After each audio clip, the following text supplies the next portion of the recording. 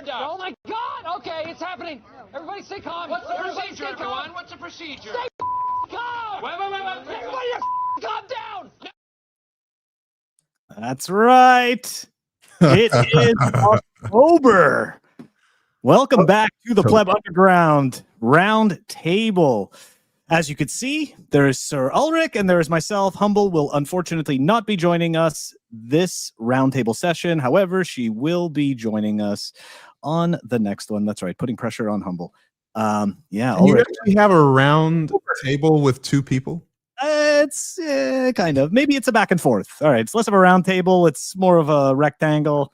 I don't know, but here, let's take a look at the topics that we're going to dive into, man, because now we're going to make some people happy. We're going to make some people mad. Yeah, that's just how it goes. Let's do it. Making people mad. Yeah, for sure.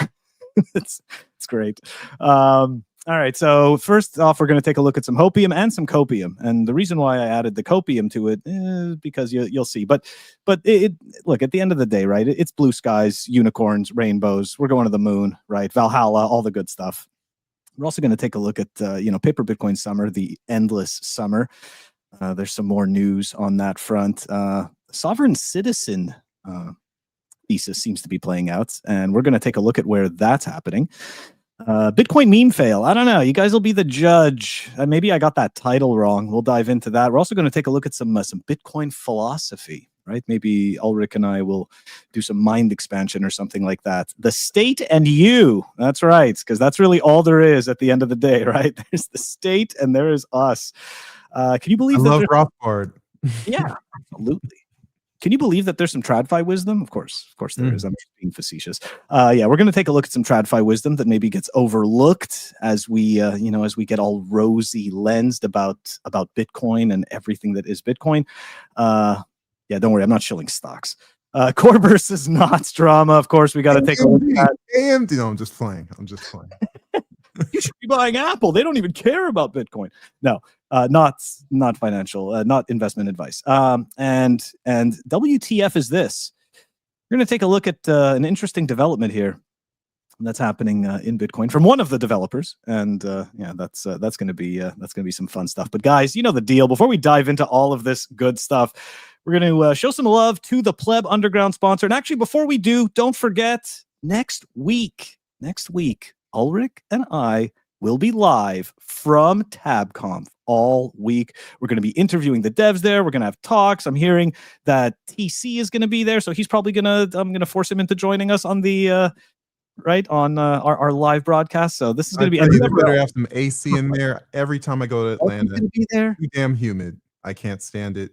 Please, Georgia Tech, have some AC for a brother from LA, please. That's it. They better have AC, otherwise we're screwed. But look, I looked at the temperature. Temperature is not going to be too bad. Anyways, we're not going to talk about the weather. The weather's bad. All right, we're going to move on here.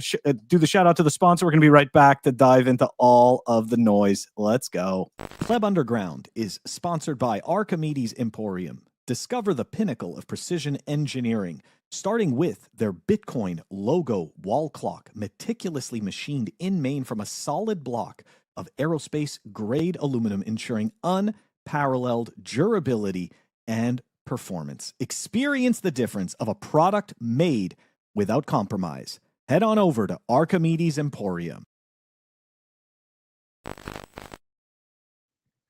ACP with those quick responses, huh? He's good. Did you put that one up on the screen? I did. He got a shout out. Yeah. Okay. Good stuff. All right. Let's dive into it here. The Hopium and the Copium.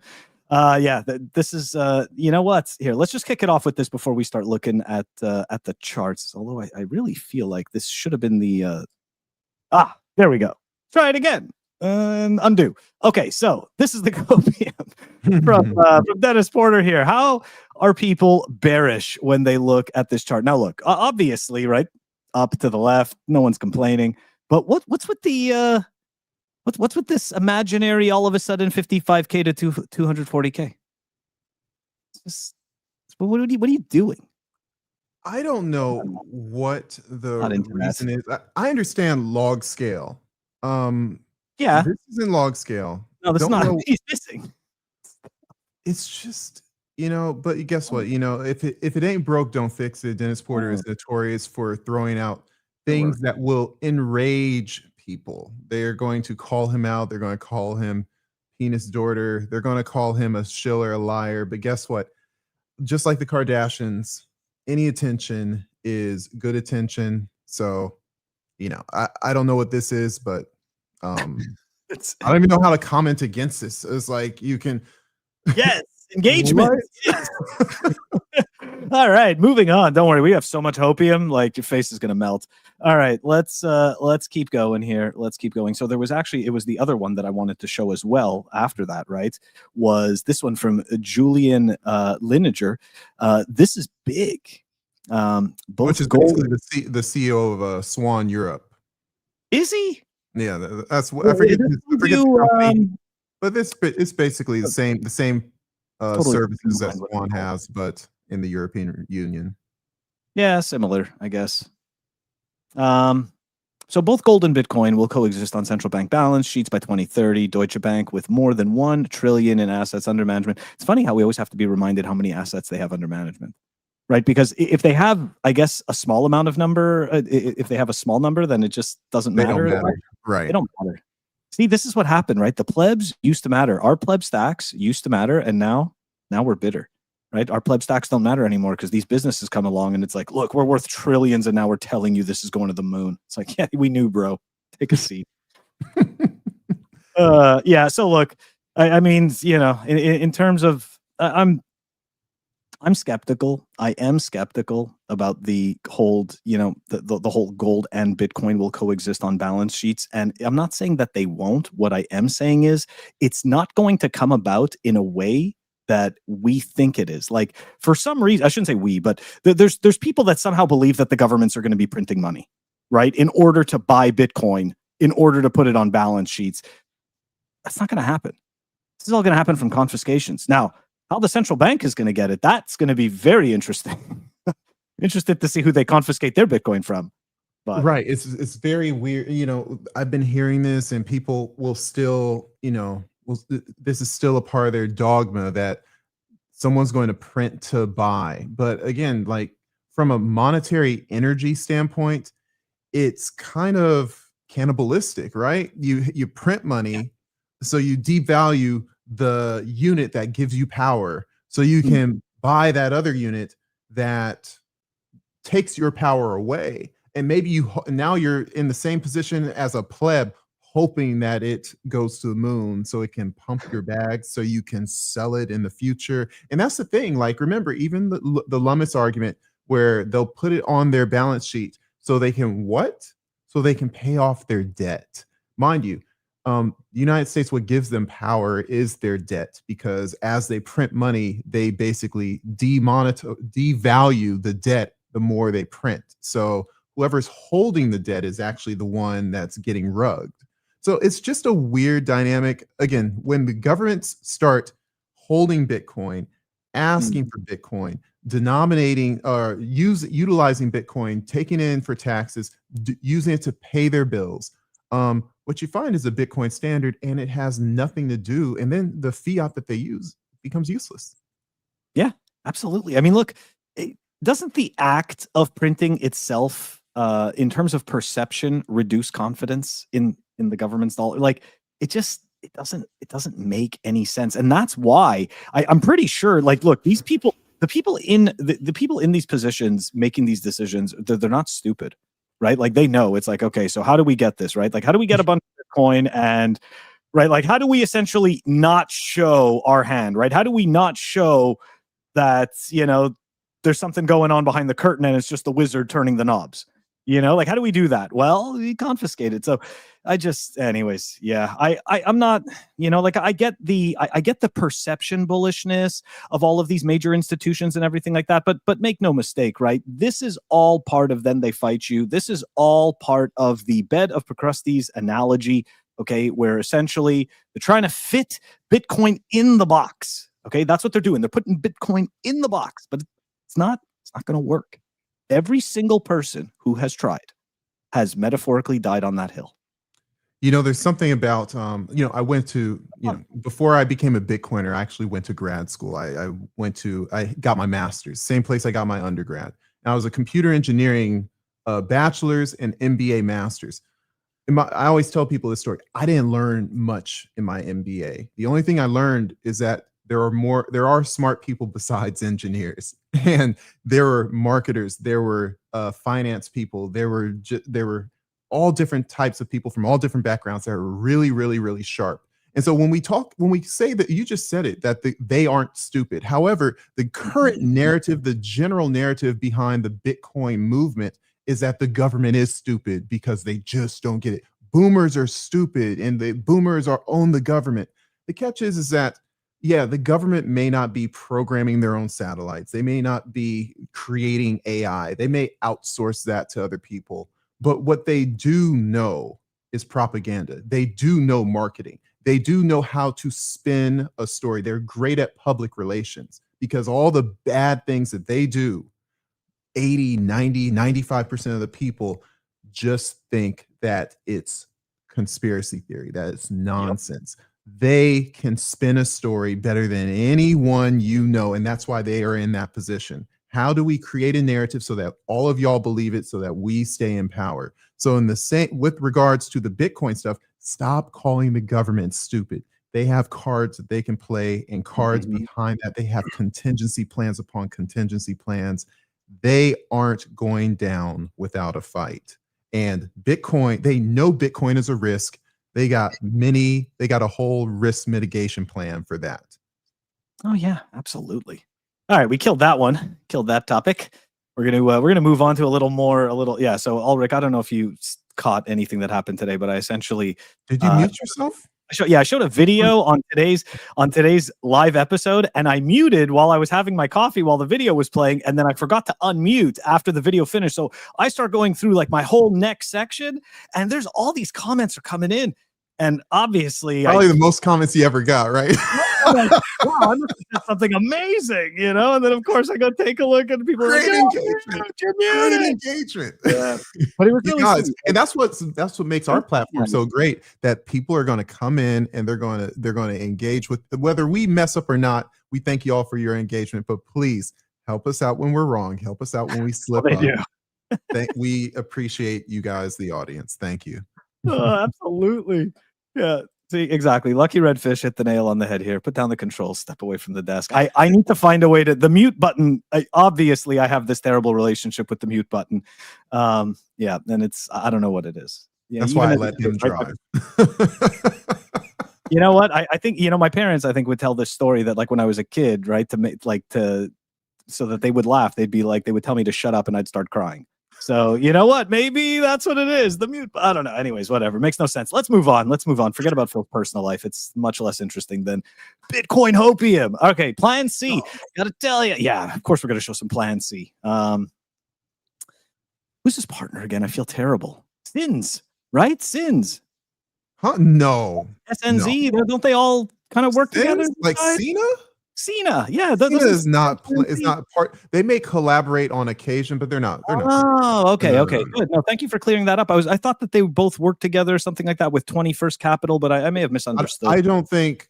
Next time, someone clarify if I'm wrong, but we can ask him in the chat. But I don't think so. But either way, both of these guys seem to have some pretty solid, pretty solid Bitcoin takes, even though a lot of people don't like them because they're pretty realistic. But let's dive into it. Interestingly, during this bull run, Bitcoin has found support and consolidated below the 200-day, what is that, the simple moving average? But above the 365-day simple moving average 3 times. Currently, this zone is between 97,000 and 104. Not suggesting that we will reach this level immediately or even revisit it at all, but it remains an interesting zone to watch. My base case is that we find support at, and this is funny that we're reading this now, right? Or just below the short-term hodler cost basis of 11,500, and then resume our long-term structural uptrend, the bull market. Yeah, I don't know if you noticed, but we pretty much bottomed out at like 109. So yeah. Yeah, and I was on vacation during that time, and I think I remember, again, this is now 10 days ago. This was from a Bitcoin valuation perspective, this was a long time ago. And it's just so funny to see how accurate he is. And it makes you wonder about, the consolidation trends and how, if you go back to the long range bull market, and we're talking, right after those banks, blew up. And let's maybe even maybe even zoom in a little bit more, maybe like post ETF. What you have is these platforms, these massive consolidation time periods of like 90 days, 120 days, 180 days, if you will, of, side crabbing, and then a big push up. And then sometimes, guess what? Things get screwed up. Tariff time, the Federal Reserve's not going to drop rates like we thought they were, and then it goes down. But then again, we're not just going straight up. We're not even extremely volatile, up, down, getting dizzy. It's just kind of like a staircase up. These steps are very, very long. What are your thoughts? Yeah, I hate to answer a question with another question, but this brings up the whole thing of the 4-year cycle being dead, right? I mean, of course, obviously that the halving cycle is not dead. The halving still takes place. The quote unquote supply shock in terms of what the miners can actually get with every block mined. No one's questioning any of that stuff, right? But essentially, what we may not end up seeing as a result of this is that we're not going to see those deep, maybe we don't see the 80% drop, right? Maybe we only end up seeing like a 50% drop, well, we always hope that we get there. But I will say that I just don't, I'm not sure though. Well, the trend is that you're saying you're not sure if we will get to the 50%. No, I'm saying like, I'm not sure that the 4-year cycle is actually over. Oh no. I mean, I'm not actually. Yeah. What do we define it as? Right. Exactly. Right. Like that's the other thing. We're not really giving any real metrics or anything like that. And to be perfectly honest, everybody has their quote unquote, their own metrics for that 4-year cycle. It's interesting that the only thing, the maturity of even the 4-year cycle, I guess what I should back up for a minute, is that the 4-year cycles, the first cycle, if you will, was like 90%, but the next one was like 80. The next one after that, I don't think 2021 to 2022 we went below a 76% drop. And so 69 down to 15K. That was our move. Yeah. What is that? Is that 70 something percent? I can't math. Yeah, I can't. Someone math it for us in the comments. But what I'm saying, it's not 85-90. There isn't. But again, broader crypto stuff, of course, it looks like that because all those things, get liquidated. But Bitcoin holds firm with regards to a gradual increasing, not only a higher low, but a lesser reduction from peak to trough, if you will. So in my opinion, I think we'll see it again wherever the peak is. We hope for as high of a peak as possible. But then we should probably plan for, a 70 to 60% drop. Prove me wrong. I would love to see a 50% drop. Smart Bitcoiners will be buying on the way down anyways. But don't give in to people that are telling you it's up forever, Laura, because that kind of dynamic just gives way to you are the exit liquidity. These people are going to sell off your stake and your hope because they figured out a way to keep you holding the bag. So not to say that you need to sell. Look, from my perspective, I've already talked about my MicroStrategy holdings. I plan on selling my stuff now. I got 2 months before I have to sell all the maybe into January, but that's my plan. My plan is to not sell my Bitcoin anytime during this next 4-year time period. But again, for people who have to sell, look, don't be listening to these influencers telling you that, oh yeah, we're going to be going deep into 2026. They just want you to be holding the bag while they exit at as high of a price as possible. We have to always rehearse that because there's a lot of noise telling people that it's up and to the left forever. Yeah. And I mean, to your point, right, it is going up and to the left forever because money's getting printed forever. However, there's going to be a lot of peaks and valleys. And just a reminder, back in 2017, 2018, right, on the way up, right? Peaks and valleys on the way up. In 2017, 2018, I still remember this. We were sitting at like 19 something and change, right? Like the most epic freaking bull run. And you had people telling you that that's it. We're going to 50K in the next 2 months. Going to 50K in the next 2 months. Let me tell you something. We saw a number in the next 2 months after we hit that 19K, and it was not 50K. Okay. and then we got to the point where it was 15K is the floor. You never guess what happened to the floor at 15K. It disappeared. That's right. Right. And then the floor at 10K, which we held super strong, right? 10K we held for, there's no way we're breaking below 10K, and it's gone. Okay. And we did the same thing at 6K. We held 6K for months. Okay. Like I remember this, and it was like, okay, and then we just sank like a stone. Anyways, but the point is that of course, right, when you zoom out, it's up and to the right. But you know, we are humans. Humans get exuberant. Humans also get extremely fearful. And unfortunately, right, markets react to this type of stuff, right? Volatility is opportunity. Let's answer some concerns from the crowd. I appreciate this. Hard Hodl says, Ulric, to be fair, you criticized Jack Mallers for allowing loans at 116K. And then he also said you were on the side of bearish, calling for a crash, my friend. Now, that's fair. I was critical of the loans against your Bitcoin on the Strike platform, but I wasn't necessarily. Say what now? I said I still am. Yeah, but the catch is I wasn't necessarily critical of it in general. I was critical of the time of the launching. The timing of the launching of the Strike loans happens to be very similar to the time back when the Celsius platform was also allowing, or at least marketing, their crypto loan products. If you recall, they were giving opportunities to borrow against your crypto and your Bitcoin, of course. And it was very close to the 2021 top. And so all I'm saying is that when Jack launches this product in 2025 summertime, and if we are still in this cycle period, I mean, that thing won't even get out of diapers before we're looking again at a downturn. And so people who are, let's just say he launches it at 116, but guess what? You may be taking your loan out in November and we're at 140. And so what happens there? It's like, well, now you start getting to the point where now we're looking at a 70% drop from your $140,000 price point. And now you're thinking, okay, well, when do I get margin called? I'm not saying that loans against your crypto or your Bitcoin are inherently bad. I don't care. But the catch is, it's odd that these platforms decide to provide these products in the most frothy times. Why don't he offer that? Why don't you start offering that product in 2023? Strike was very mature at that point. So it's like, no, I'm not bearish. No, I still want Bitcoin to get to 175, and I think it will. Gosh, I hope for 200K. But again, we're talking 6 months ago, we were talking to a lot of people who are calling for 300K, 400K, 500K.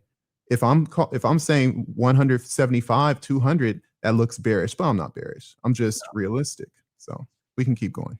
Yeah, absolutely.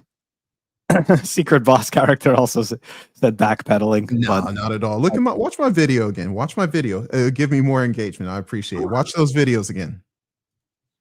All right, here we go, guys. Next one. Let's do it. Yeah.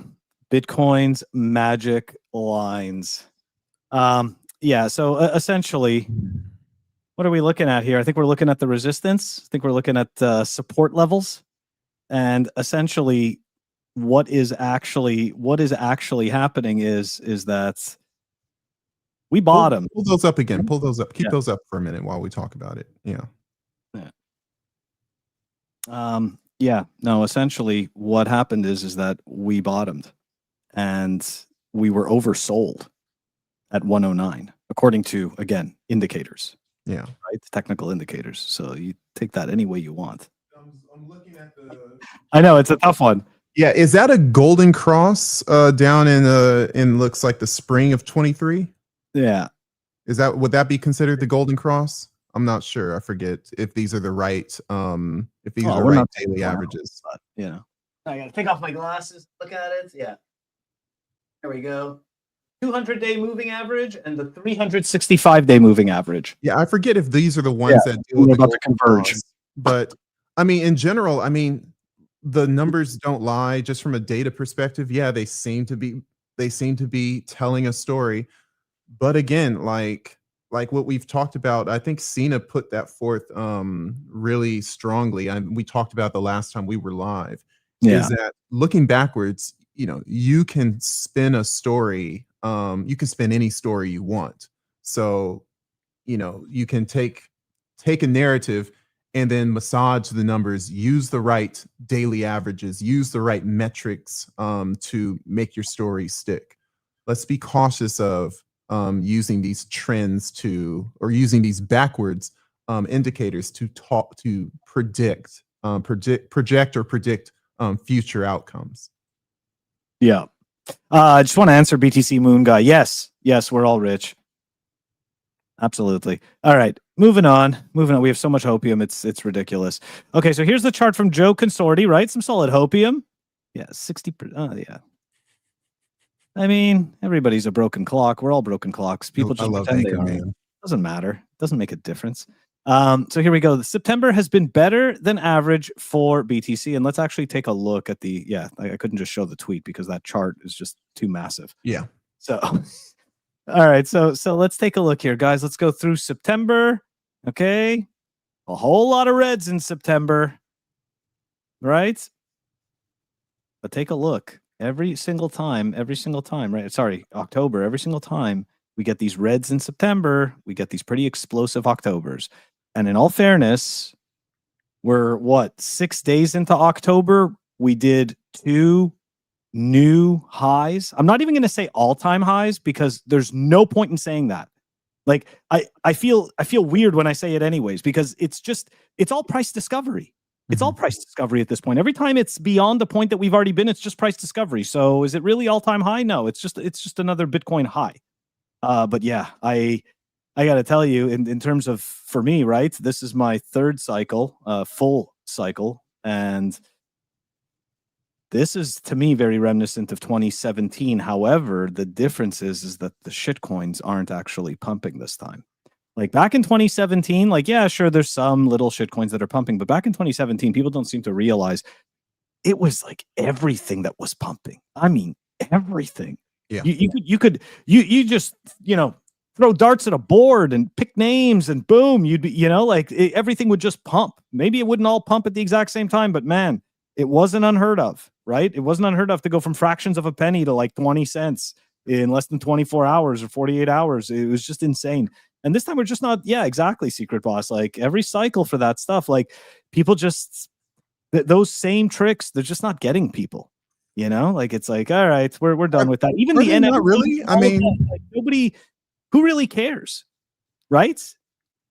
There's 2 things out there. I do want to put the monthly chart up in a minute, but there are 2 things out there that I noticed, and I look at CoinMarketCap, and there's a time they have this crypto index, and gosh, there was a time when Bitcoin was around 109, 112, and these cryptocurrencies, the crypto index was pumping, and we're talking about like the altcoin index, if you will. Yeah. And I'm wondering, like, well, what's going on? Because Solana's not pumping, and nobody cares. The main, Ethereum's not necessarily pumping. But then I go down the chart and I look at the ones in the 30s and the 50 ranks, and I'm like, what are these things? The things in the 20 ranks. There are so many of those crypto projects. Like, we thought that ICOs were pumping back in the day, but they were nothing compared to some of these crypto projects that are out there. And they went from 0 to 3 billion. A perfect example, if people remember that Internet Computer Protocol, that ICP, of course. Now, remember when it popped up, it was like 4 billion immediately, and it was like a top 15 crypto, and then all of a sudden it tanked, and it's floundering. There are like 4 or 5 of those that are out there right now, and those things pumped up the crypto market, and then they're mostly deflating right now. But again, what's the use case here? Well, the pump and dump, people are saying, oh, any minute now, my altcoin is going to blow up like Bitcoin, right? And what you see is that they're generally flat, and all those things that you've never heard of, they went, a perfect example is something called, it's more of a meme coin than an actual project, but it's called Pump Fund. Look at how old that thing is, and it's just blown up before our eyes relative to all these other cryptos. It's like, hey, what about my crypto that's like in 80th place? Where's my turn? Well, you holding on a junky network where there's no people utilizing this. Your whole narrative behind that dumb coin was all vaporware and an empty promise. You're going to be waiting forever, because all those VCs are going to do, they're going to create some other thing, and they're going to pump that guy up. They're going to throw a marketing campaign at that, and they're going to rinse and repeat forever until all of you people get burned out, get smoked out. The moral of the story is Bitcoin is the only thing that's been around since the beginning, and it's the only one that's been number one forever. It ain't going nowhere. Yeah. Stop trying to find the next Bitcoin. That IQ guy that said that, that he's going to make the Bitcoin number 2 in the name of Jesus. For sure. Stop listening to scammers. Stop listening to big VC people that are trying to make a buck off of your misfortune, your hope, your need to hit the lottery. Bitcoin is the money, is the future money. Bitcoin is the future of money. Let's just, bury your ego.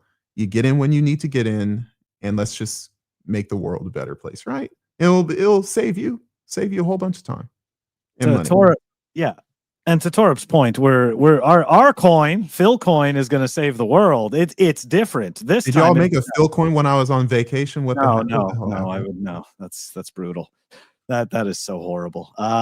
But yeah, I just want to go back. So I think, so to where is it? So secret boss character said something, he said every cycle is different, and obviously the use case is to scam people out of Bitcoin 100%. Yeah. And I think to his point, right, this is why we're seeing the influx of people buying these Bitcoin treasury companies. That's right. Because right, it's like, because that like, it's like, hey, wait a second, I get this exposure to Bitcoin, and it's not a quote unquote shit coin. Right. It's to Secret Boss's point, the landscape has evolved, right? The landscape has evolved. The grifting has now put on a better outfit, right? The grifting has put on a better outfit. It's got a better story to tell people. It's great. Okay. Sorry. We're moving on. We still have so much. We're not even through our first topic. We like some Hopium, especially when we hit an all-time high. All-time highs. Okay, so here we go. So this chart I tried to show like 3 days ago, but of course, Murphy's Law, nothing works for me. I know, it's just weird, right? Stand with me for glory. I have to prep it, right? It's his tweet. It's his tweet, so I want to show that. Oh, no, hold on. Got to cut the music. So here we go. And this time it's actually working. So just sit back and enjoy the view.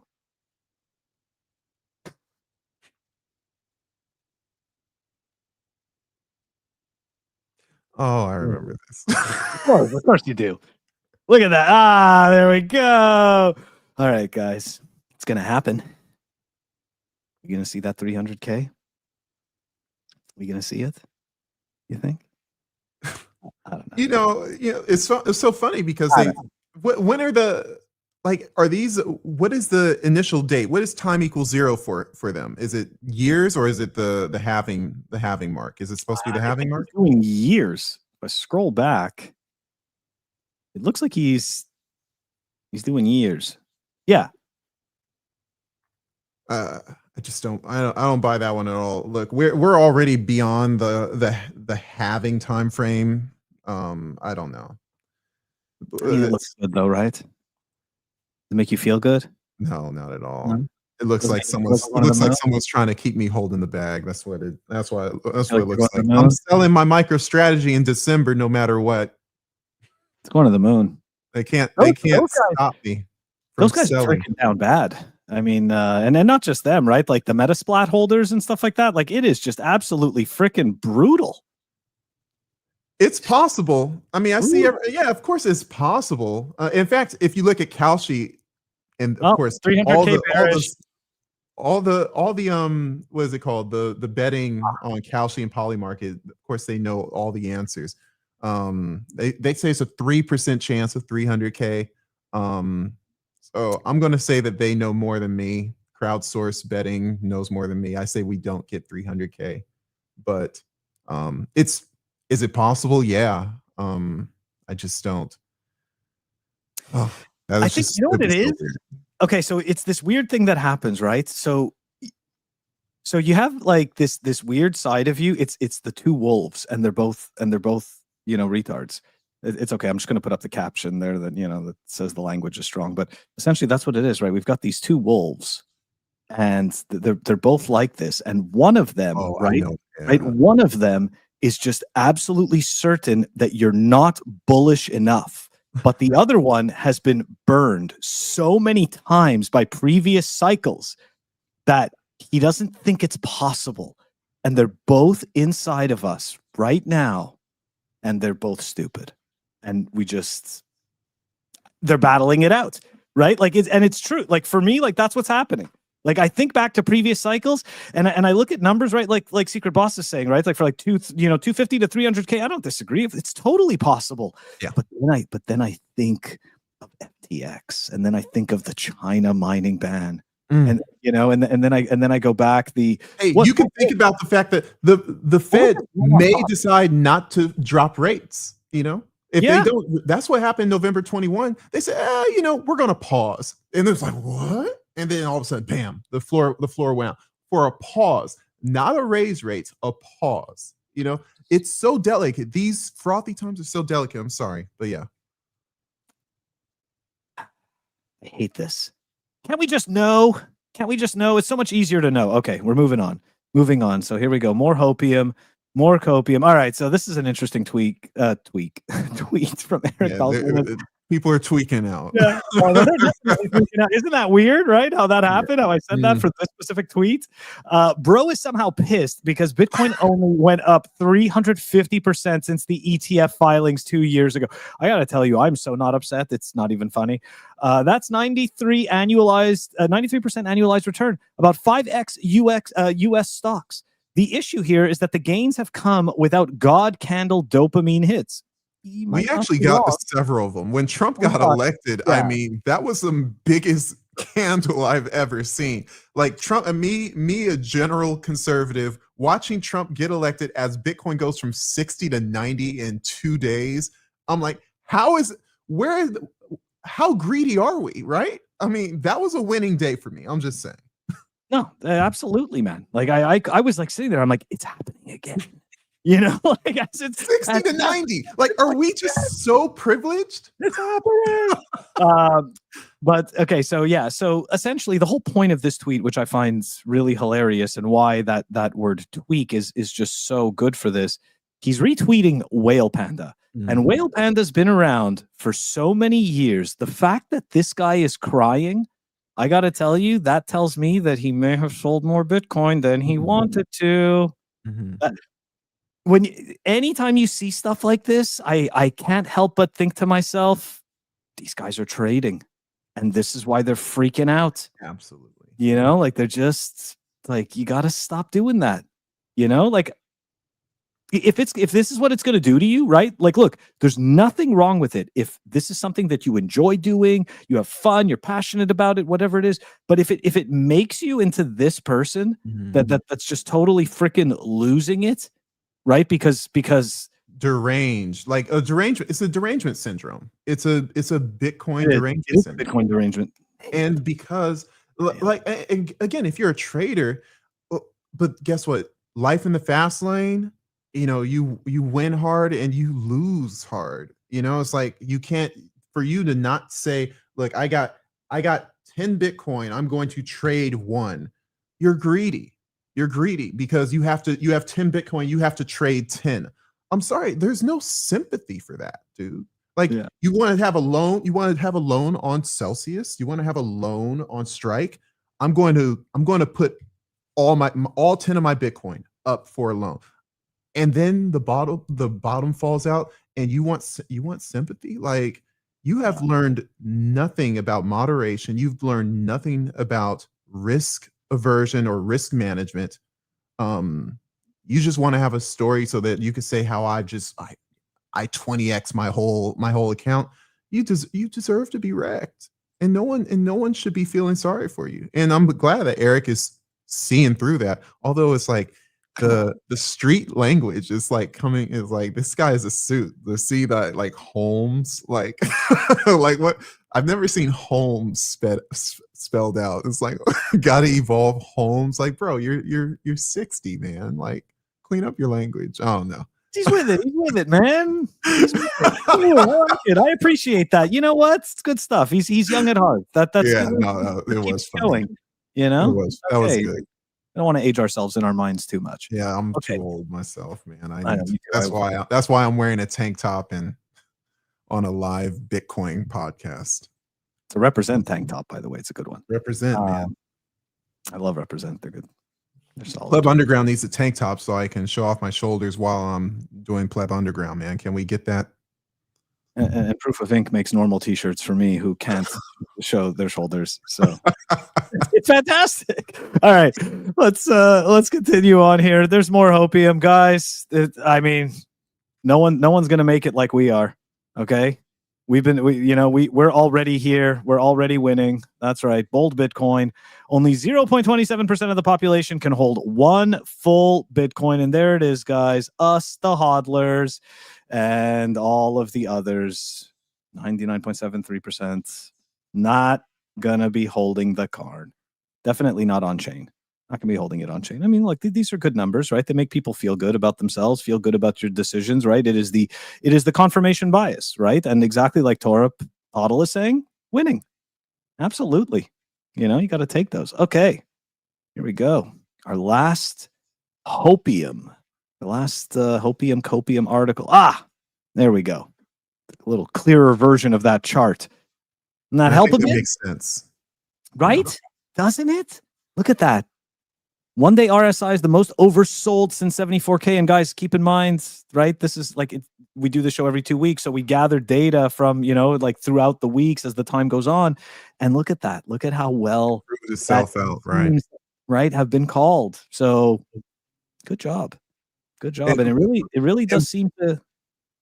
Well, I was about to say, we really have to take these lessons for that. Just like something can be oversold, something can be overbought as well. Yes. And so we really have to break through the noise that's going to be happening over the next 2 months as Bitcoin goes to 150, 170, 225, 250, whatever the case may be.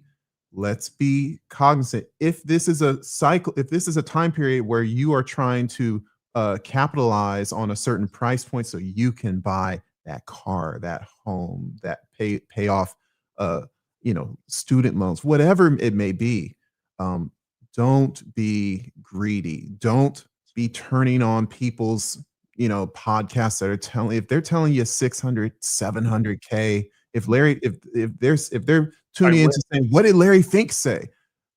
Larry Fink wants you to hold bags so BlackRock can come clean up everything. That these are the kind of things that you really have to stay humble as glory is being thrown at your face. This is the time. This is what we've been waiting for years. Let's not throw it away because some suit tells you, it's going to 20% tomorrow. Like, let's just be honest with ourselves. Let's look at charts like this that have proven themselves. And I'm not saying it's the gospel truth, but there's some validity in this. And the interesting about this, just like a lot of those metrics, is that there's a lot of people out there with a lot of Bitcoin, a lot of capital on these exchanges, and they're using these things as an indicator to when they will make a major move on the market. And it's not, guess what? It's just the arbitrary things that traders have bought into. Very powerful people with big stacks have bought into. And so if they're going to move the market, they're going to move the market on these types of indicators. Don't let people whisper sweet things in your ear while they're looking at, these metrics. I'm not saying it's gospel truth, but there is some validity to them. I think Torep should be our quant. 7.8 mil by 2026. I mean, that is some solid frickin' hopium. And what's the next post? Of course, you got rugged. Oh, he didn't say dollars now, did he? No, he didn't. He didn't. I'm assuming it's dollars, right? Of course. Okay, we're gonna move it on to Paper Summer Bitcoin. Here we go. Let's frickin' do it. Papers. I believe there's someone that already said it. It's autumn now. It doesn't matter. Doesn't matter. They don't understand. Paper Bitcoin summer is never, it's endless summer. Okay. It goes on. That's it. The money printer. So you guys, I've said this before. Wall Street, and this doesn't even come from me. This comes from Jim Chanos, right? Who I'm not even sure I agree with most of the time. But unfortunately, he has some base takes about companies that don't actually earn any money, that sell shares because they hold Bitcoin. But essentially, Wall Street has bestowed the money printer to the Bitcoin companies. So that's why it's paper Bitcoin summer. It's not because all of these companies are able to sell their shares. It's because they've been bestowed the money printer until they won't be. It's going to be pretty interesting. Anyways, I feel like this is kind of the chickens coming home to roost. Let's take a look at this. We're going to start paper Bitcoin summer off with, of course, the most famous paper Bitcoin summer cheerleader there is. Even I notice in times of success, like just of late with our company's never been more successful, and yet the amount of hate and toxicity like that gets posted online has never been greater. And then I'll drill down on some of these, on the people posting, all the negativity and the hate and the criticism. And here's what I see oftentimes. I see it's a person that's never interacted with anybody before, and they have 328 followers, and they share none with me. And I look a little bit, and I'm like, this is not even a person. Mm-hmm. This is a bot. And it turns out, I think, that a lot of the toxic inflammatory behavior online is actually cyber marketing or guerrilla marketing. Like a short seller in my stock has actually paid a digital marketing organization to spin up a bunch of bots to post a bunch of nasty, awful, skeptical cynicism because they think it might work. And it's very transparent to me that someone paid some money to create the appearance of a protest. Wow. And I think if you take this in the political.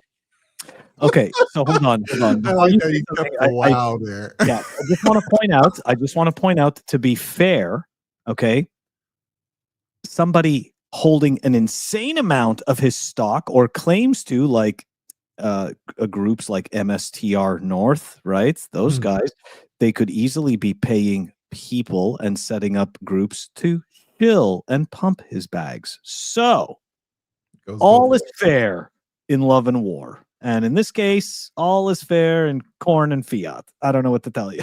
Well, I know what to tell you that his complaint about being shorted, there's the short interest. Welcome to the market, bro. It's not even that big. Like his company is not in like the top echelon of companies being shorted. There's just not that vibe of I have Bitcoin, so buy my stock. It's like the old saying, I like Bitcoin, buy my crypto. It's the same thing. Like it doesn't have the spice that it once did. Again, maybe the ETFs killed it, but it's 8%. So right now, right as of right now, the short percentage is 8% of the float, 21 million shares. That's really not that much. It really isn't. 21 million shares. It's kind of funny. Yeah, isn't it? Isn't that so? That's interesting. right? It's not large. Maybe it's a Bitcoiner who's shorting him. And it's kind of I also, the other thing that I found entertaining is that, of course, right, he's going to pick the bot accounts that are attacking him. He's not going to pick like, and I'm not saying attacking, but let's just say criticizing, right? Because it isn't always right. That's the other thing. Is it always an attack or is it a criticism, right? If it's a criticism of an idea, I think if you're dealing with something personal, right, then it's No an one's attack. talking about him personally. No one's talking about him personally. No one cares. We don't know anything. Look, here's something about him personally. You want to know something personal? Go to his Instagram and then look at all the people that he follows. I'll leave it at that. Okay, that would be a funny personal attack. Go to his Instagram at Sailor on Instagram and just look at following. It's very interesting. It will be an interesting show.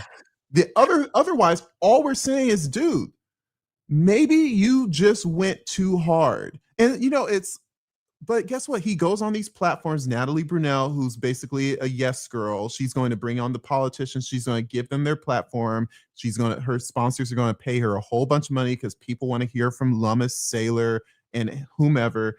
And she's just going to let them chirp. Whether it's it's just enabling him to get his in my opinion, double speak out in public. He talked about volatility and how Bitcoin's volatility is supposed to slow down. But when he went on the Breedlove show back in 20 and 21, he was saying that volatility is vitality. That the reason that anything is alive is because it's volatile. So basically what he's saying is that, oh, well, now that Bitcoin is being adopted and like it's, volatile, it's supposed to slow down. It's like, well, I guess it's supposed to die then. Is that what you're saying? He likes to speak out of both sides of his mouth based on what will benefit him in the moment. He's a classic CEO. I'm sorry. And it's like, we thought that he's this Bitcoin savior guy and he's bringing Bitcoin ethics. He's a Keynesian. He's a CEO, and he found himself in arbitrage to save his company. And we should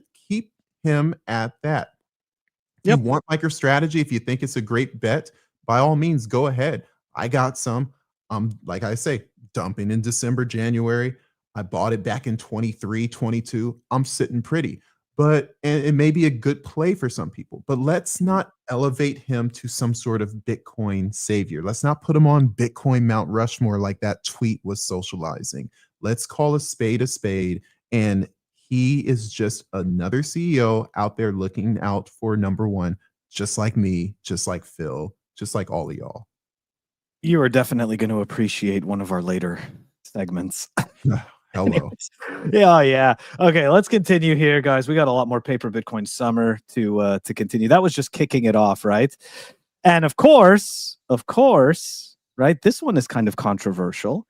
Michael Saylor hints at selling Bitcoin to fund MSTR dividends, and worst case scenario, short seller Jim Chanos calls it financial gibberish. Okay, so it's no surprise, right? It's no secret that Jim is a huge critic of MicroStrategy and their strategy. Because he comes from you call it more like, it's TradFi, right? And those, especially him being the type of analyst that he is, he takes a look at stuff like fundamentals. He's looking at cash flows, he's looking at operating cash flows, revenues, all of this good stuff. And unfortunately, as we know, MicroStrategy without Bitcoin leaves a lot to be desired, to say the least. Now, I actually think in terms of him being a CEO of a business, right? Him being willing to sell Bitcoin in order to keep the business alive, indeed, that is the correct thing to do as a CEO, right? And to pay the dividend and keep the shareholders happy. Absolutely.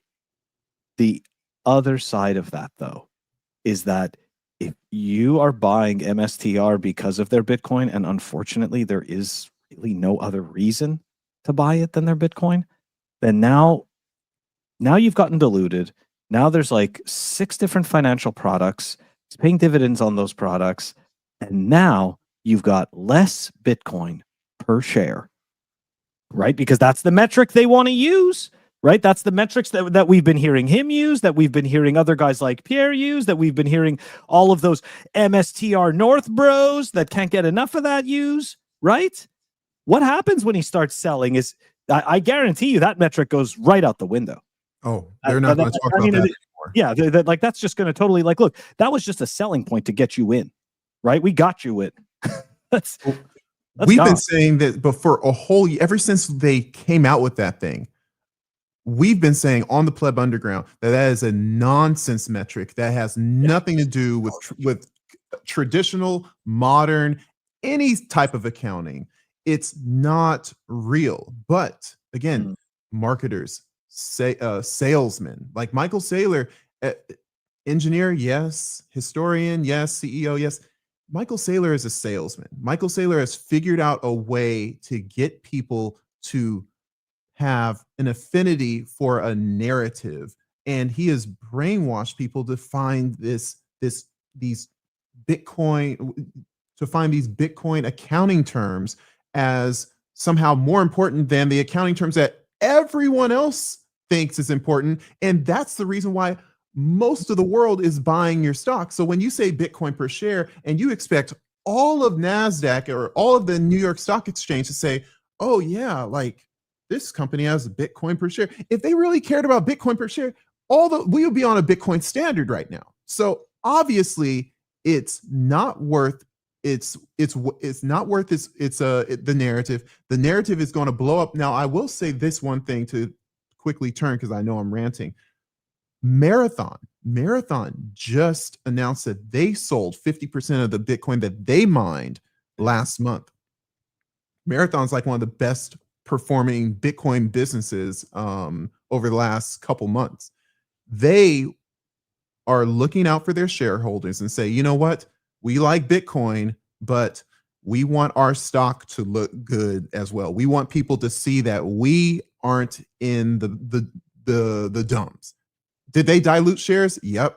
Did they buy Bitcoin in this Bitcoin treasury format? Yes. But they sold Bitcoin. Guess what? The stock went up because people say, hey, they secured profit. They're going to survive. And they're willing to do that. If MicroStrategy sold some Bitcoin to cover losses, guess what? If MicroStrategy sold a little bit of Bitcoin to get rid of their debt, people would probably like that idea. I could see MicroStrategy pumping 20%. The Bitcoin per share narrative goes out the window, but it certainly served the shareholders for the time being. I would be happy if Michael Saylor sold 5%, 2% of his Bitcoin, by all means. We're going to address some comments here in the today's very active comments. All right, so first, secret boss character. Yeah, agreed. Doubtful they ever sell. More likely it gets stolen by the government. This is something we've been saying as well the whole entire time. I'm just trying to figure out how they're going to pull it off. That would be shocking though. The stealing by, I understand like the real, like the 6102, but that would just be dystopian shocking if that actually happened. So think of it like this, right? Think of it like this. How did Goldman Sachs, right, and JP Morgan take control of all of the assets that they have right now? A good portion of them. Like, indeed, they had a lot of assets, but go take a look at their... Lehman Brothers is gone. Yeah, they got it from Lehman Brothers, right? They bought up Lehman Brothers assets for pennies on the dollar. They got Bear Stearns assets for pennies on the dollar. And all they simply had to do was wait. And you go take a look at both of their stocks since 2008. They've done really well. So I think for me, the point he's making about theft, like, it's not that they're going to steal it like 6102. It's that, and this is, at least this is what I've been saying, like, there is going to be a contagion event, right? Like, it's the writing's on the wall. It's absolutely on the wall. You're seeing all of these major institutions jump in. I'm not worried about Bitcoin. Bitcoin's going to be just fine. Okay. There's nothing wrong with Bitcoin, the network. There's nothing wrong with Bitcoin, the token. But in terms of the perception of Bitcoin by the major institutions, right, they're moving into a point of exuberance. Once it starts making them insane money, right, once they get to that point where people start thinking that that's it, the future is all set, that's when it all starts to fall apart. This is always how it works, that it all starts to fall apart. If you go back to the mortgage crisis, people were flipping garbage homes right, for 300%.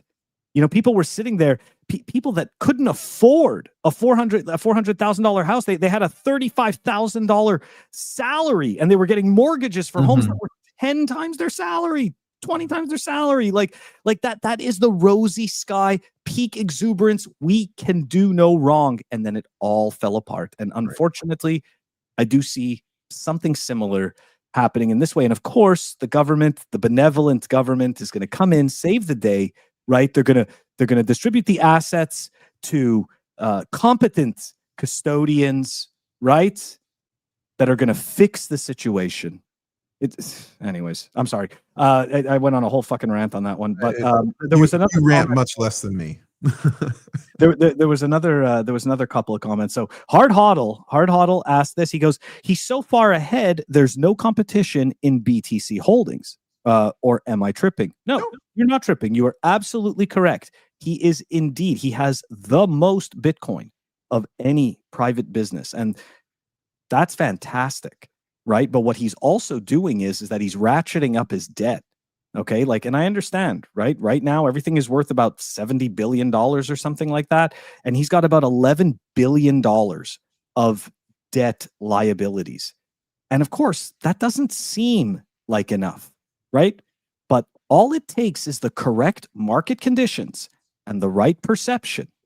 And all of a sudden, right, he could find himself in a situation where other institutions that own the majority of his shares could be stepping in to force his hand. Go take a look at the board of not the board of directors, but go take a look at the major holders, right? Who are the major holders? BlackRock, Vanguard, right? All these Tradfi, part of the old club. Anyways, yeah. Just saying, that's these Bitcoin treasury companies, they are honeypots for themselves. Pierre Richard came on and talked about that, or maybe it wasn't Pierre, maybe it was David Foley, Lawrence Lepard's partner. He came on, talked about how they are potential buying or merging opportunities for other Bitcoin treasuries. But again, if there is, like you say, a contagion event, the wealthy get wealthy by buying things at a discount. It's not always, it's never fair price for JP Morgan. It's never Michael Saylor gets his loans for, what percent? 0.1%, 1%. We don't get loans like that. The wealthy get wealthy because of advantageous transactions for themselves. They don't ever have to pay full price. Kim Kardashian don't have to pay for all her clothes. They say, we want you to wear them, Kim. We want you to wear them. So it's that's the way the rich operate. So it's just be aware that these Bitcoin treasury companies, you really expect them, they're going to be the strongest companies in the world. Or does something happen and, some other company gets that bounty, gets that $50,000 Bitcoin a Riot has, or Marathon has, or, the $600,000 or 600,000 Bitcoin that Saylor has. Hey, maybe he has to divest a whole bunch of them in order to save his company. Maybe he has to divest a third. Hey, Mike, if you want to hold on to your company, you're going to have to liquidate a third of that. And it's not going to the government, but it's going to the owners of this system. And it's just as diabolical. He has a target on his back. But right now he's winning. And the problem is, and we've talked about this before, these treasury companies, they've lost their luster and they're not winning enough to justify their existence going on much further. If you're not absolutely killing it during the midst of a bull market, what do we need you for? If MicroStrategy is going up 2%, Bitcoin is going up 2%, I'm sorry, it's not good enough. You got to do better than that. To Theodore's point, though, right? Yeah. Being a long-term Bitcoin hodler, right? He wants the zombie Bitcoin companies to sell their Bitcoin and provide the opportunity to get cheaper sats. That's right, guys. This is all part of the game. This is what's going to happen, right? There's going to be a bunch of posers and they're going to want to sit there and pretend, and these guys are going to blow up. And as a result, right? When they blow up, the Bitcoin price goes down and it's over and it's dead. And it's just the typical market cycles of exuberance and fear. Okay, moving on to the next paper Bitcoin summer thing. We've got, let's see here. Nice. So we're going to talk about this garbage. I mean, this opportunity. It was an opportunity for someone recently. Oh, yeah. We may talk about that a little bit. A whole lot of people got jobs, right? Podcasts got bought. I mean, hey, look, you know, and somebody actually asked me, Ulric, like, they were wondering if I was approached to be a advisor for a Bitcoin treasury company. I said, unfortunately, I had not been approached. I wasn't really sure why I had not. I'm pretty sure I'd know how to, you know, properly do what it is that they actually need to do with their Bitcoin. Anyway, not in the club. Make a difference, though. No, it's okay. I have no desire. I'm managing my own Bitcoin treasury.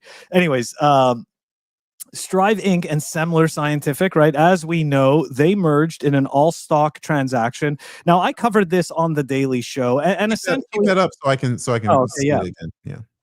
Yeah, I forget. I got to go back and take a look. Oh yeah, that's right. The deal values SMLR at a so essentially the Strive shareholders, they just took a serious freaking L. Because what do you think Strive's going to do? If Strive's giving SMLR $90 per share, do you know how many shares they are fucking printing in order to pay this? This is ridiculousness. Okay, this is complete garbage, and it's so funny, right? Because there was actually people that were kind of surprised that SMLR's share price didn't just automatically shoot up from like $30 and change to $90. Okay, guys, like this is what happens when you can't do math. Okay, you think that things like that are real. This is why there's XRP bag holders, right? Because they're not doing the basic math. Like we're not even talking about fancy stuff. We're talking about basic multiplication. In some cases, just addition. Anyways. I think these companies have really been they are really the crypto, they are really the NFT of this cycle. Every major influencer will tell you otherwise. It's like, oh no, we're definitely not, especially David Bailey. He said, oh no, this is definitely not ICOs from 2017. This is definitely not NFTs from 2021. I'm sorry. Everything has indicated this, that the NAKA stock went up and fizzled out just like an ICO. This Strive stock, same thing. What do we have? Coincilium, SMLR, the one that what is the one that Orangi? Swan? The one that's going to be going. What does Swan do? Sequins. SQNS, yeah, Sequins. All of them have fizzled out in the same way a cryptocurrency fizzles out when they get listed. Yeah. Coinbase, they did the same thing. Like these things are built on hype and lacking of fundamental value creation. Bitcoin is value creation. So just because you decide to be a company that holds value-based money doesn't make you a value-based company. You're not creating value out of anything. Oh. So when a real person with real money looks up and says, why should I buy your stock? And you say, I hold Bitcoin. You got to wonder, why hasn't any company done well? Because they say, I hold gold. I hold this much gold. Why? Because it's not a real justification to invest in a company. Now you could say MicroStrategy was the first mover, and so now they just got this big bag. So as Bitcoin goes up, they're going to win. Yeah. But 20 other companies, 100 other companies. No, it just doesn't work for everyone. And the scale is too grand. Why should a company with 100 Bitcoin be valuable because they own 100 Bitcoin? They shouldn't. That's the answer. So all these companies are going to die, and MicroStrategy will die unless they figure out a way to create value and not just live off of Bitcoin appreciation. Because at some point, that's going to slow down, and you're going to have to do something real. I think and it shouldn't make a difference, but I can never get the idea, specifically the picture of the CEO of Strive having the fake phone call with Mark Zuckerberg's answering machine at the Bitcoin conference. Like, yeah, I've played that video so many times, and I've shown it live on so many live shows. It's just absolutely hilarious. And Mark embarrassing. Zuckerberg with a fake phone call with whom? With Mark Zuckerberg, the what's his name? The Strive CEO. Oh, Ramaswamy? No, not him. The other one. Oh, I don't know. I forget his name. Cole something. Whatever. It doesn't make a difference. It doesn't make a difference. He's just a face talking to the phone, talking about how, like, Bitcoin's the best thing, and Bitcoin censorship resistant money, and Mark Zuckerberg. You think Mark Zuckerberg, the guy who was trying to create a massive network with Libra token, and Dave Marcus, you think he doesn't know about Bitcoin, bro? I think his name is Matt Cole. I think that's who it is. Oh, so he's saying he was on the phone with Mark, so therefore buy my stock. They showed a video. Yeah, they showed a video of him, right, pitching Mark on Bitcoin, right, about Bitcoin, and you can clearly see that he was not actually talking to Mark. He was talking to an answering machine. And the reason why I bring this ridiculousness up, I'll send you the clip. It's nonsense. It's like Dennis Porter saying or Jason Lowry saying I just got off the phone with this person, and Jason Lowry says I just got off the phone with one of Joe Biden's cabinet members, and he says I'm doing a great job. You think Bitcoiners care what Joe Biden's cabinet member? Like, read the room, dude. Like, no one likes Joe Biden in the Bitcoin industry. So why would they care what a Joe Biden cabinet member? Dennis Porter saying, I just got off the phone with a very important person, and guess what? Bitcoin's going to go up. Stop using this guy to say that this is why Bitcoin's going to go up because of its fundamentals. Bitcoin is going to go up or have its value because of the dollar's lack of fundamentals. Stop using people to justify some narrative it doesn't work. It's falsehood, and all the people that listen to it, they're easily led astray. Don't be a lemming. Ignore those people. This is it's old salesman strategy. Exactly. It's just TradFi shenanigans. And I just want to point out, right? Take a look at the numbers that they use, to your point. Right, 210%. The 21, the 21.05 Class A Strive shares. So look, they think that this crap works, right? Like, because let's face it, the average TradFi bro doesn't know anything about Bitcoin's memes, so these numbers are irrelevant to them. Who are they targeting? They're targeting. Right? Who are they targeting? They're targeting the Bitcoin religious community. Thank you. Right, all the Max Kaiser people that have turned Bitcoin into this heavenly thing, this thing that to be worshipped, and 21 is some holy number. And it's like, what have we built ourselves into but a bunch of lemmings that can be twisted by numerology? Like, guys, like we're economists. We've read through all the fake government stuff from 2020. Like, we see through like the shadow reasons for wars and international conflict. Yeah. Why are we getting tricked by numerology on a skeleton company?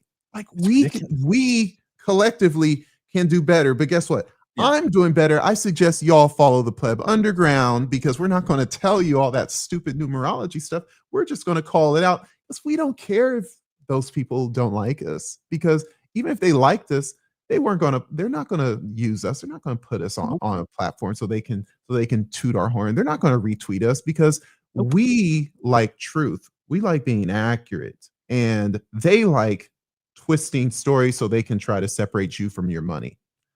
We are not the same. No, we are not the same.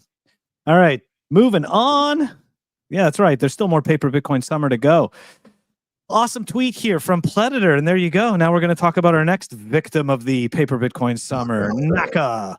So that yellow line, May 12th, 2025, right? This is the yellow line he's talking about right here. So you guys can clearly see each of those green candles, right? That is, I believe those are daily. Yeah, he's got daily candles. Okay. So for the people who don't know how to do candles, each one of these candles is a day of price action. And you can see leading up, right, to the day that kindly rebranded to NAKA first announced their Bitcoin treasury strategy. 9 straight days of green candles preceded the announcement.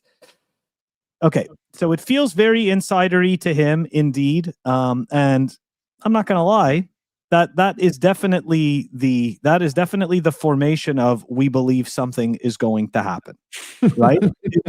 There's no question there. Now, of course, you could say it's astrology. It's like, oh no, I knew that this was going to happen. If we think for a second that people closest to the source in this case, Dave Bailey. If we think for a second that didn't slip what was about to happen and all this stuff, we're very mistaken, right? Like it's just plain and simple. And we even showed a video. I remember this. It was like 3 months ago or something like that. He was doing an interview with some crypto channel or whatever the hell, and he was bragging about how the majority of these companies that he has helped bring public, the worst performing one brought a 200x return. So, and anyways, we're going to be showing another post from a very unsatisfied Paper Bitcoin Summer customer. I'll tell you, the people that bought this crap are not sitting on 200x. They are not sitting on 200x plus. That's for damn sure. Anyways, here, let me... the formation looks just like all those ICOs. It looks like every single company that's utilizing good marketing, hype, shock therapy to rug pull. Okay, yeah, this is it. This is the one that I wanted to show you. Okay, so Pleditor said, he goes, the Bitcoin influencers really did scam way harder than the actual shitcoiners this cycle. Sad. And here's the post. WTF are you all at Strive? Okay, so it's not NAKA. Doesn't make a difference though. At Strive doing to your effing stockholders. What was that? 9.89 days ago to what is that? $9 to 260 today. I'm down 200. It was at 980 9 days ago. 9 days ago. Okay, thank you. Yeah, to 260. I'm down 200,000. Y'all are a scam. Don't y'all have enough money without screwing me? Thousands of others. And guys, this is just a person who actually decided to speak up. Most people, right? Like when you fail, right? You're not proud of it, right? Like, and again, it's not a personal failure on that guy's part or anything like that. Like it's just saying like, this is the landscape, this is the market, this is what happens. The point is that when we have these types of things happen to us individually, not everybody is going to come out and warn everybody else and tell them, hey, listen, like this is what actually happened. This is what I'm going through. And now I have to dig myself out of this hole. Right. So I do applaud him for saying something. For actually voicing that, because again, right, like, some people will sit there and say, oh yeah, well, you know what? I mean, everybody gets scammed. He fell for it. And I can be like that too. Absolutely. The thing about it is, for me, is that you've got groups of cheerleaders that are all touting the same message, and it's coming from all sides. So what happens when people who you perceived as very intelligent, very well-spoken, very knowledgeable about Bitcoin, and trustworthy, yes. What happens when those people start telling you that this is a good opportunity? Right. You listen. Why do you listen? Because credibility, they're using it. Right? Credibility, clout, whatever it is, that halo effect that, that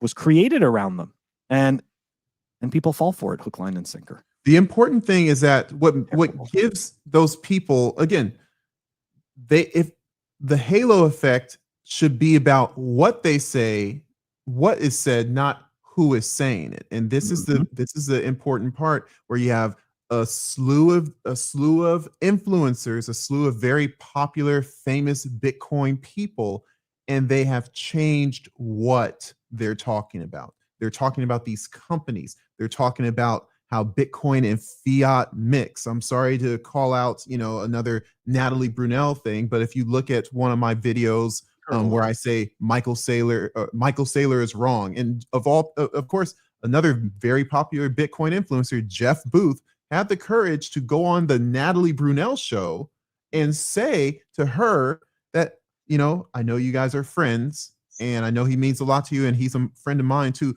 but Michael Saylor is wrong. And she's saying, well, guess what? I think that Bitcoin and fiat can sort of mix, and that fiat can help Bitcoin. So I'm not fudging. She quoting her saying that.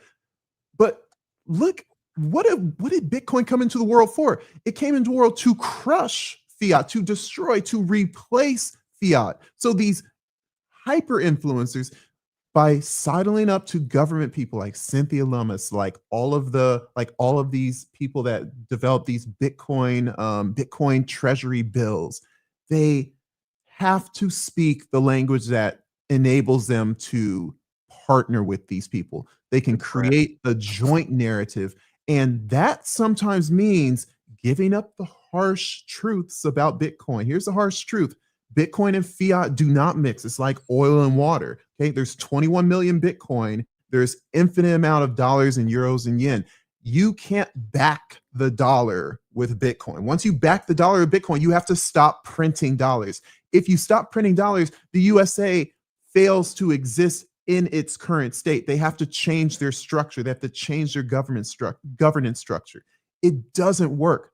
But if Natalie Brunell goes on stage and says that, she doesn't have her platform. If Michael Saylor says that, he doesn't get invited to the White House. If all of these Bitcoin influencers, from Punter Jeff to something, Adam Livingston, if they all say that, guess what? They don't get their platform, because this is a fiat run world, and they have to sell out in order to be famous in a fiat world. Pleb Underground, we tell you the truth, and the truth is suppressed. So but guess what? We're not going to stop telling you the truth, and the truth will set you free at some point. It may take a while, but it's the right way to go about it. And we don't have any incentive to sell out truth for a quick buck. It's not worth it. We have our Bitcoin. Why do we need that? Hard Hodl gives you a hard time, man. Let me see what Hard Hodl said, because I wasn't looking at the text while I was in my reading. No. He said not your place to choose for them, buff man. Oh no, he's right. Yeah, but look, but that's the point, right? No, to his point, that's right. It's not my choice to play, it's my choice. It's my choice to call him out, because I'm okay with calling him out. Because most people don't want to. Oh my gosh, like I can't say that this person is saying bad things, because then I'll lose my place in the circle of friendship that has been developed, and I have to watch my tongue. Otherwise, guess what? I'll be ostracized. I don't care about being ostracized. I have my world, I have my life, I have my career, I have my Bitcoin. I didn't come here to get famous. I came here because I have conviction about this will change the world. And if I sell out my conviction for being famous or getting a quick extra buck beyond my own career that gives me plenty of money, then I'm basically my ethics are compromised, and I just can't afford that. I can't look at myself in the mirror with that. So by all the means, if these influencers of all types and places, with all their hundreds of thousands of subscribers, they want to sell out their voice to the highest bidder, that's fine. But I'm good. If somebody wants to pay me to talk about Bitcoins, and then they say, hey, mention our product. Hey, as long as your product ain't scamming people, that's fine. But if your product is ruining people's lives by doing nefarious things financially, no, I don't need your money. Yep. Very well said. Absolutely. And of course, I agree with you on this. Of course you do. And that's why I'm here, man. All right, we're gonna move on to the next. Where were we? Hold on a second. Oh yeah, okay. So we're done with Paper Bitcoin Summer. That's it for now. And what's crazy is that tomorrow on the live show at 12 o'clock, I already have a whole bunch of Paper Bitcoin Summer. This stuff just never ends. It's insane. I'm not complaining. I just think it's hilarious. All right, we're gonna continue on here. It's too sweaty. Sorry.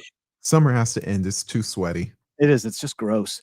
All right. The Sovereign Citizen is playing out. I mean, if you guys didn't know this already, because again, this is something that we covered. Thailand officially implements 0% capital gains tax on Bitcoin and crypto. And I gotta say, right, and this goes back to Hard Hodl's point about not everybody wants to escape the matrix, right? And people will choose what they want, right? I think that goes back, to this, right? There are people who are saving their Bitcoin to eventually convert it into dollars to be able to spend it on things that they want, or a life that they want to live, or a life that they want to lead, or whatever it is. Turn it into experiences, whatever it is. Right. I don't care. But the point is that, to me, like, I see this as desirable, right? Like, I don't think anybody would disagree with that. And it shouldn't just be for Bitcoin and crypto. Like, if the government's like, this is where we get into these weird gaslighting scenarios, right? Where they're printing, they know they're printing, but yet everybody's pretending that they're not printing. Like, what is going on here? Like, why can't you just let me keep the fruits of my labor and we can pump this freaking economy to the moon? That's right. Why do they, like, what is it that is just so dreadful about this? Why? Like, I don't get it. Like, I want the invisible masters or whoever it is to just explain it to me, right? Like, tell me why people aren't allowed to hold as much of their value into the future as possible. Because it would demonetize the value-less institutions. Because they're printing anyways. Like, again, we go back to the mental delusion. They know they're printing, we know they're printing. And we know they're lying, and they know that we know they're lying. Like, all of that. Like, it's just such a terrible play. And you know what? It kind of reminds me of, I don't know if it's a Japanese saying, but it has to do with the fact that, like, every single day, every human being puts on a clown suit. And that's why I renamed my profile to Clown Suit Coinicarus. Because yeah, because that's exactly what it is. Like, every single one of us is just putting on a clown suit every single day. It just depends on the type of clown suit, but it's a clown suit no less. Anyway, sorry. No, it's clear. But I mean, when you think about it, like, they have to tax us, and they have to tax us hard, because there's a lot of institutions that are valueless, and somehow they have to steal to keep them afloat. I mean, I saw a tweet today or yesterday, like, the Department of Education. Say what you will about your government services. I think that the less government, the better, and I think that the more power the local government has, the better. That we need a weak federal system. But the Department of Education, people are saying, oh yeah, you shouldn't destroy the Department of Education. And then someone says, well, come up with one benefit that the Department of Education had since its inception in 1980, and this guy couldn't do it. So he went from defending the Department of Education. So, you know what? It is a waste of money. But guess what? These are massive institutions that have a bunch of people, and they believe in it, and it can't fail, because it would crush a certain type of industry. And so when you have these tax-less things like Bitcoin, great for Thailand. But when we come to that, gosh, it's like, now you have value creators that are somehow getting to keep their value. It's going to be a tough pill to swallow for status, but it's inevitable. If we don't go down that path, we're going to turn into a communist country, and we won't be any better than China. And so, Europe is already further down that path than us. At some point, we got to rip the Band-Aid off, man. Socialism, like these big government, is not good for productivity. When are we going to wake up? Never has been. No, you're absolutely right. Okay, moving on from the sovereign citizen. Here we go. This is it. The meme fail. Probably going to get some hate for this, but nobody cares. Nobody cares. Doesn't matter. That's right. You knew we were going to have to talk about this. You knew that we... Okay. So I forgot, actually, so that's good. That's good. Yeah, we saw this one, right? We saw this one circulating, this meme. It's not, I don't think it's Simple Mining's original meme. It doesn't make a difference. Who would you add to Bitcoin Rushmore? I got to be honest. For me, it's much more about who the hell I would take away. And again, right? So we've come to the point now where did they add more hair on Adam back? Did they take a I picture don't of know. him from 10 years ago? Yeah, Okay. it's AI, right? So they just they definitely added hair How to do we get, Adam. like, if I type Adam, does my AI know who Adam Back is? I don't know. Okay. I don't know. That's some But fancy AI. pretty much the only two faces that I can actually agree with on that whole thing is the question mark face and the fake Satoshi face from the from the statue. And again, it's no bash to Adam Back. I've hung out with him, spoken to him many times. He's been on this show. It's no disrespect. I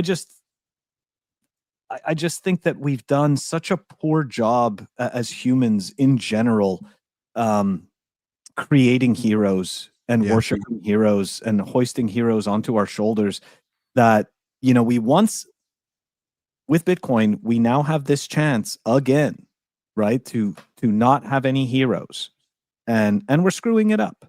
Right? Like we're screwing it up by creating a bunch of heroes. Like, look, really? So what? This guy bought a bunch of Bitcoin, so you're putting him on the freaking Mount Rushmore, the fake Mount Rushmore of Bitcoin because he bought a lot of Bitcoin. This is. I want you to think about this. Like, this is the barrier to entry, right? The random humanoid with the most leaves, right? That gets out of his cave and he goes, "I've got the most leaves," and everybody goes, "Oh, you're amazing." Like everybody's Groot. Like, what is that shit? Haven't we come so far? We haven't really come far at all, have we?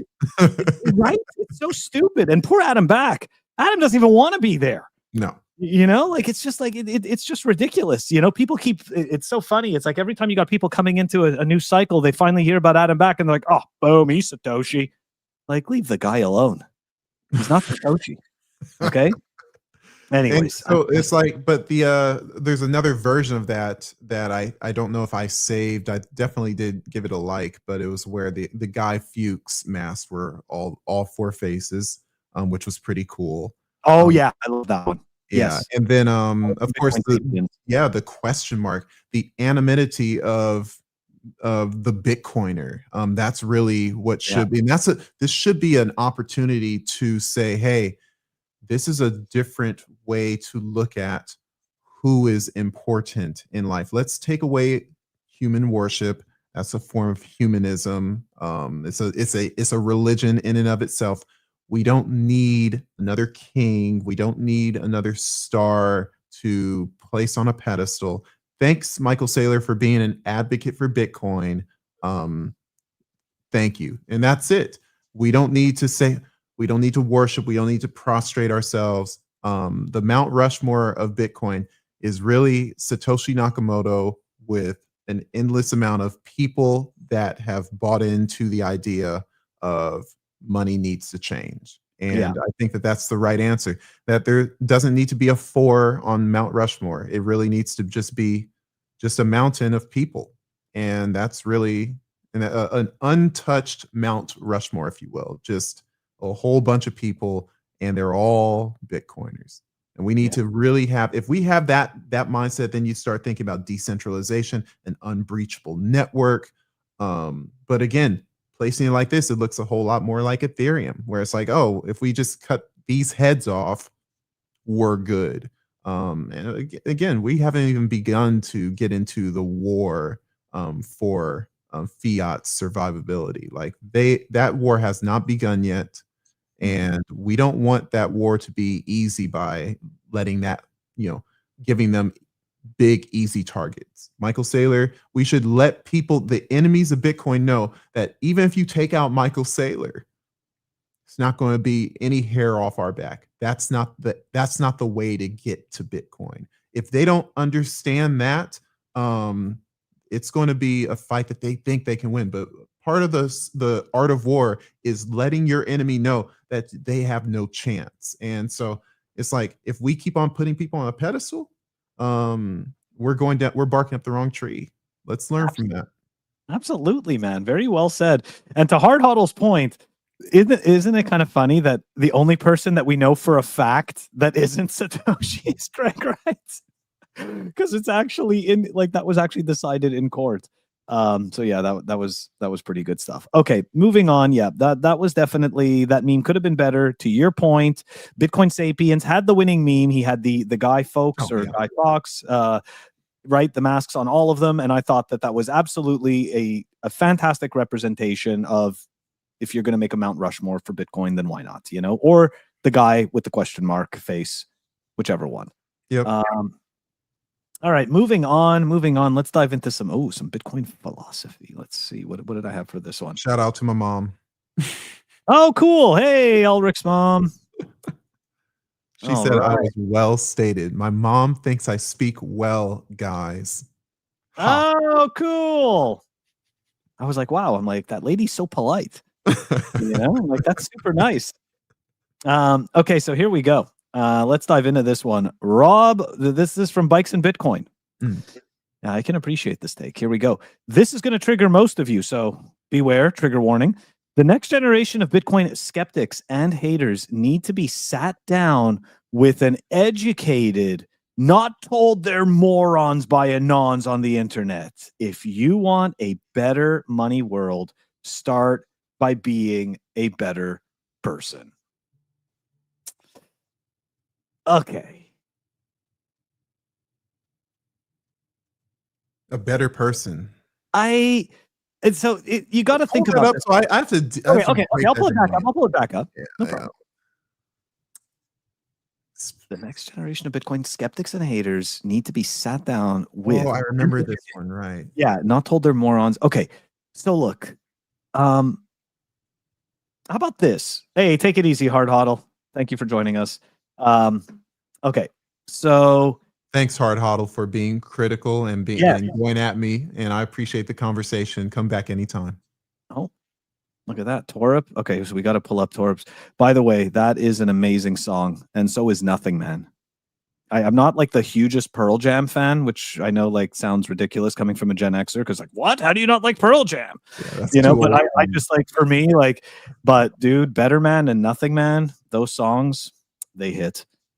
Very sad though. You can only listen to them at certain times. Anyways, back to this though. Okay, we're actually going to get somewhere with this. So look, I don't disagree with him in the sense that you got to meet everybody where they are. Right. And this is true of anybody. That being said, not everybody wants to be sat down and educated, or maybe I'll phrase that a bit differently. Not everybody can be sat down and spoken to nicely in order to drill a point. Like, I can tell you, right, based on my experiences, the people that really got to me in the Bitcoin space when I got wrecked with shitcoins and I came to Bitcoin Twitter, and at that time it was like crypto Twitter. Okay. Like, the people that really got me to rethink my position were the people that were rigid. They were the people that immediately called out the bullshit, right? Like accounts like Rory, which most people don't even know today, but Rory is a solid Bitcoin account that calls out bullshit. Doesn't mean you're always going to agree with him, but he's going to call it out, and you can go dig on your own, right? So guys like Rory, Dieter, of course, guys even like, and it's kind of funny saying these names back to back, but Stoney, right? Like, I know Stoney and Dieter don't get along, like it's like, and but these are these are guys that just sit there, they call out the shit, and there's a whole bunch of other accounts, right? Pirate Beach Bum, and anyways, I'm not going to go naming through all the accounts, but the point is that these were the accounts that got me to really like sit back and go, okay, like they got me to test my own conviction in my bullshit, right? And if you're willing, right, like if you're willing to go and actually examine your own beliefs, you may find out that those people, even though very rough, were actually accurate and correct. And that's what really stunted me. Like that's what really got me to think, you know what? Where did these guys get this conviction? How are they so certain about everything that they know about Bitcoin? And I wanted to understand that degree of conviction. That you're right. Like that to me, like that was the difference, as opposed to listening to somebody kind of like, you know, kind of like white glove and coddle you through the Bitcoin process. But again, that's my personality. Oh, so like ACP said, like I bet there were are hardliners who are principled without being obnoxious. And I will say this, that correct. You know, obnoxious is being obnoxious is not being a hard ass, you know. So there's one way, like go on Twitter Spaces and you can see a bunch of people that are being obnoxious. You can say they're autists and they're weird and they're tripping out, and it's like, yeah, there's some spaces that are just like, what's going on? And maybe you don't learn much from those, but the people that Phil mentioned, you know, where you get this no nonsense, so hard line, because why? Because they feel that it's essentially the difference between life and death. It's essentially the difference between living and thriving and being a slave to the fiat system. And so, like me coming from a sports background, played college basketball, played a lot of post-college basketball with guys that played in the NBA overseas, and you start to get to see how coaches, how leaders on the court basically interact with one another. And as you watch sports, you hear about famous coaches and you hear how they deal with their players and what was the outcome of their disposition. A lot of the most successful coaches, I'm sorry, with the exception of some, you know, if anyone who knows sports, Phil Jackson probably wasn't yelling at you, threatening to throw a chair at you like Bobby Knight, the coach for Indiana University, was. Bobby Knight was the guy who was throwing chairs at refs and cussing his players out. But guess what? He won, and his players loved him. And why? Because he had conviction. He had, this is the right way we're going to do things, and we got to do it this way. And guess what? For all the players that loved him, some of them couldn't stand him. And I've had coaches that were the same way. I remember I was 12 years old and I had this coach that was yelling at me, and I didn't like him yelling at me. And he was a football coach. He's a high school football coach. And like, I just didn't like the yelling. But he explained to my parents, and of course my mom being a former cop and like would take me on, like, just like the hard nosed stuff. He talked to my mom and it's like, look, I was yelling at him and all the players because I know that I can get more out of them, and I'm trying my best to let them see that this is the way. And for someone who's like trying to just avoid pain, and we all want to avoid pain, but we don't understand sometimes that you have to go through the fire to be refined. You have to go through pain or discomfort in order to become something greater. And so these guys like Rory and Pirate Beach Bum, they're preaching out into the Twitterverse, hoping that people clean up their act and say, you have to stop being dumb. And if you don't, the generations will be at risk. So long-winded answer to say, sometimes people just need a knock over their head to get on the right path. Yeah, man, I can't disagree. And I can honestly say that some people have reached out to me and told me that, you know, like, and, you know, they said, hey, you know, if it wasn't for you, you know, I'd still be shitcoining. You know, I'd still be losing money in this and that. And like, I changed my life. Like, and that's right. They took the decision, right? They should be proud. They should pat themselves on the back. This is the other thing, right? About like going and giving, you know, like, yeah, you can give other people credit, right, for helping you down the road and stuff like that. But at some point you got to take the personal responsibility and take how could I say this? And also the you have to pat yourself on the back, right? Like it's oftentimes like you need to be your own cheerleader, right? Like you don't need to be a cheerleader for somebody else. That's right. Be your own freaking cheerleader for having the conviction, for having the courage. It's not someone else's courage that gets you somewhere. It's yours. Anyways, all right. So I don't know if we disagreed with Rob. I don't think we necessarily disagreed or agreed. We just provided like different perspective. I think Rob, hopefully Rob is saying that, is not saying that people don't need to be tough anymore. Because if that's the case, if Rob thinks that you just need to be nice and say things in a nice way, it probably won't work. Yeah. There needs to be some people that are hard. And guess what? Phil Jackson was a Zen master and knew how to talk to people in the right way. And guess what? He won more championships in the NBA than anyone. But most of the people who won were hard, were tough, were like yelling at you. That works. That works. Probably because it works a little bit. It does. Sometimes tough love does work. That's right. All right, moving on to some Tradfi Wisdom. Tradfi Wisdom, I know, right? Take care, Only Bitcoin. Pleasure having you here. We love your support all the time. Yeah, man. Look forward to seeing you another time soon. Absolutely. Bye-bye. Family is the only work that's really worth it. Okay, that's awesome. Go and do what you got to do, my friend. All right, and we will be here talking about the crap that is going on. Okay, so the guy who called Bitcoin rat poison might actually have not such a terrible take.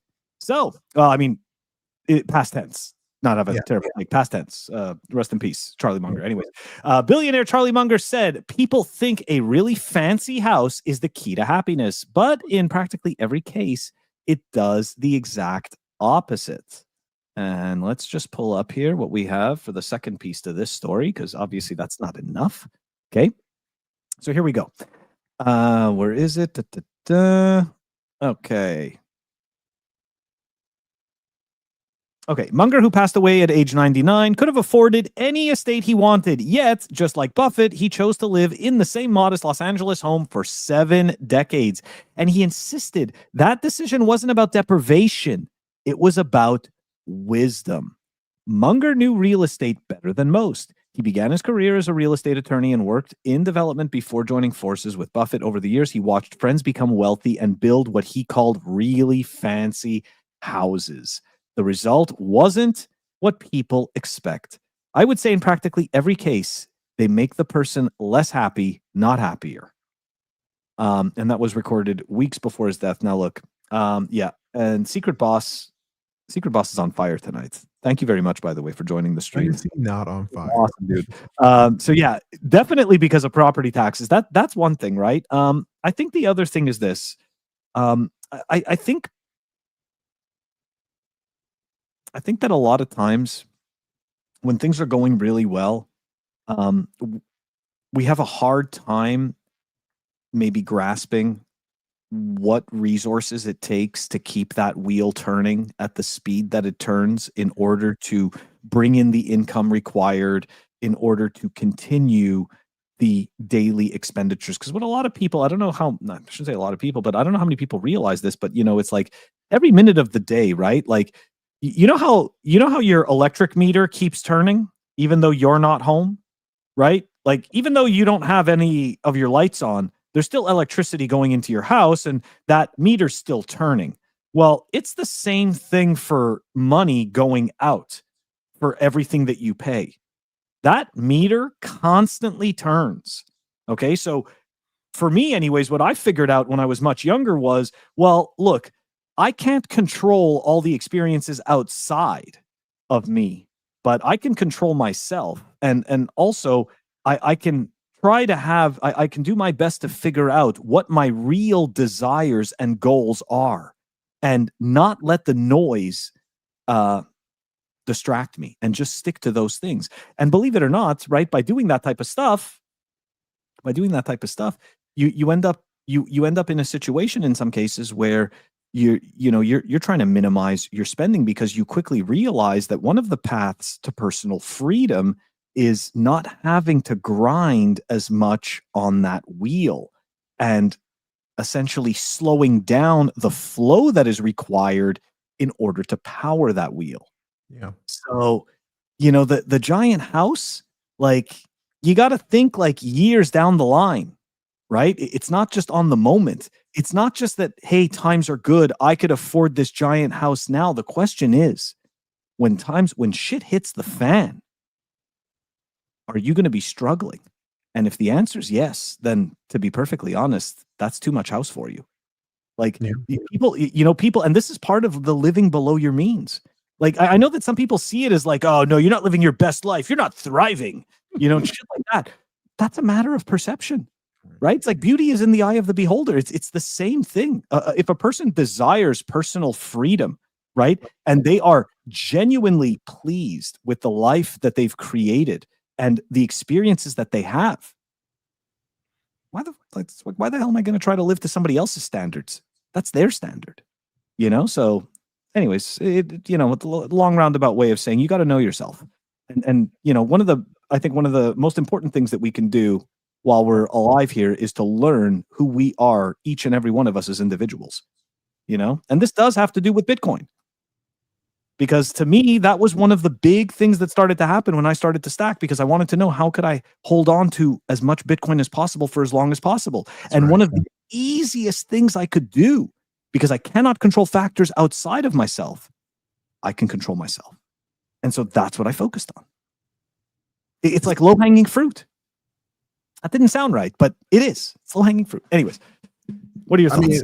I think it's important to know thyself, to be humble. And we talk about these are tropes or quips or sayings that we kind of take for granted, especially the stay humble, stack sats. There's a reason for that. I think it's a very good statement. I think Charlie Munger obviously could have afforded a whole lot more house. And did he do it out of some sort of like narrative, or like did he truly just say, hey, this is all I need? Who knows? I don't know. I don't care. But I will say that I live in Los Angeles, or the suburbs of Los Angeles, beachside, and it does have a vibe of keeping up with the Joneses. People do want something because someone else has it right next to them. There are a lot of nice cars out here. It's like more. I just got back from vacation in Spain. Like, there aren't that many nice cars. I was like, oh my gosh, a Porsche. Like, I saw 2 Porsches in 10 days. I see 5 Porsches every day driving just to, to and back from work. I have a nice car for myself. I like it. Did I buy it because I wanted to keep up with the Joneses a little bit? Maybe to a degree. It's like, know thyself. Why did I feel the need to buy that car when I did? Which, by the way, is like paid off by next month. I'm so happy. But the catch is like, feels really good. So now it's actually mine, right? But we learn, like with Bitcoin, because we have that, it's truly a bearer asset.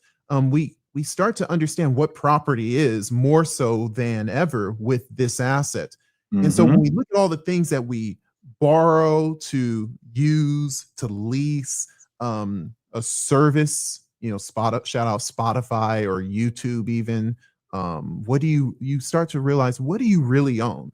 And so I think that, Charlie Munger was saying these things in order to say, hey, understand what's important in life. I saw someone say that in the chat somewhere. I forgot. Torp said, life is in your time. I think it's really, really important to understand that you own your time.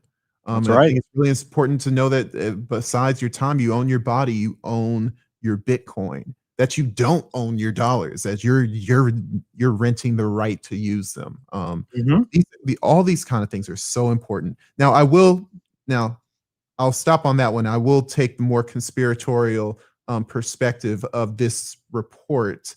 It's funny that when we get into these frothy times, these articles come out and tell you, hey, you don't need to get that house. You don't need to have this wealth.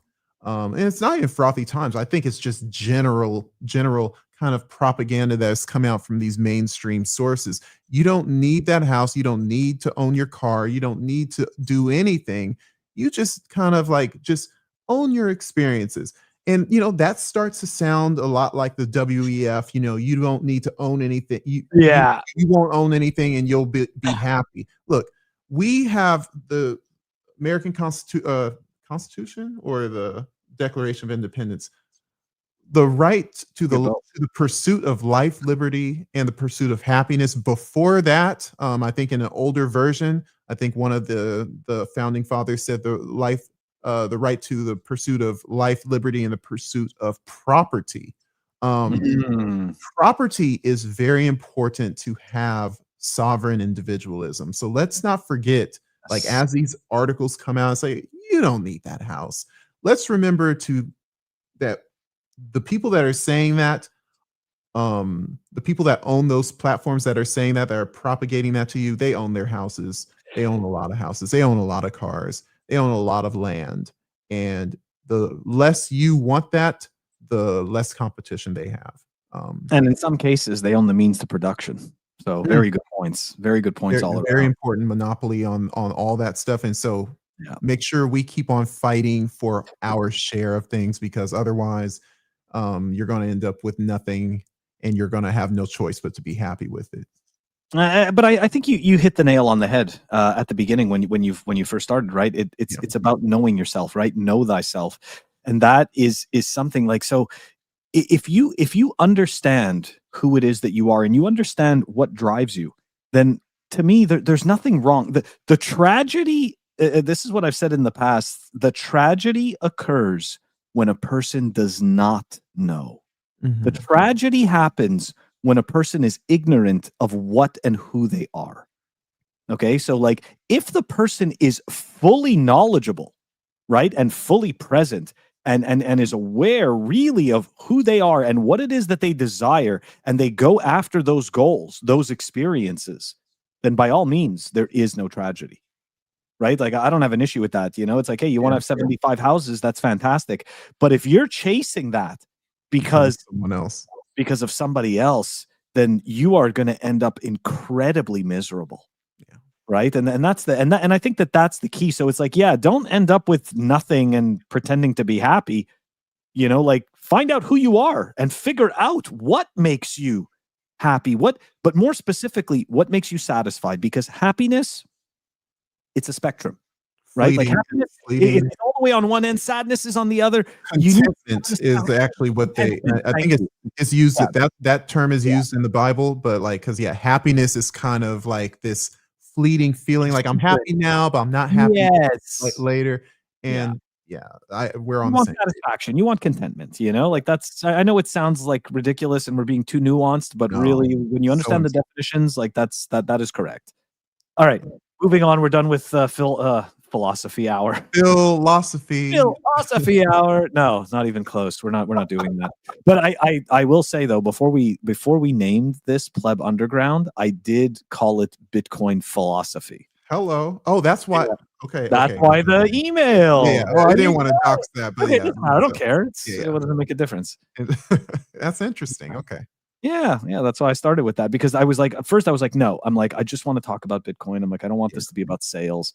So I was like going down this other path, and then, you know, when I told Pirate about it, he was like, He's like, he was nice. He was nice. He was like, that's a good name, but and I'm like, yeah, you're probably right. And of course I thought about it and I was like, yeah, that's a terrible name. Okay, anyway, so sorry. Funny. Hey, you guys got a little bit of Pleb Underground lore. Okay, moving on. Let's do, guys, we're almost there. We are almost there. We're gonna do the state and you. And then it's core versus knots. Okay, so look, this is an easy one, guys. It's a quote. It's a tweet from Joe Collins. A quote. Listen, it's tweets in the past. Those are quotes. Okay, this is what happens when your brain starts to decline. Okay, don't at me. Anyways, the only issue is that a lot of folks who would probably love reversibility, right? And he's retweeting this tweet from Corey Clipston, exhibit number Kabillion for Why Bitcoin, and of course, guys, it's about stable coins and reversible transactions. I mean, look.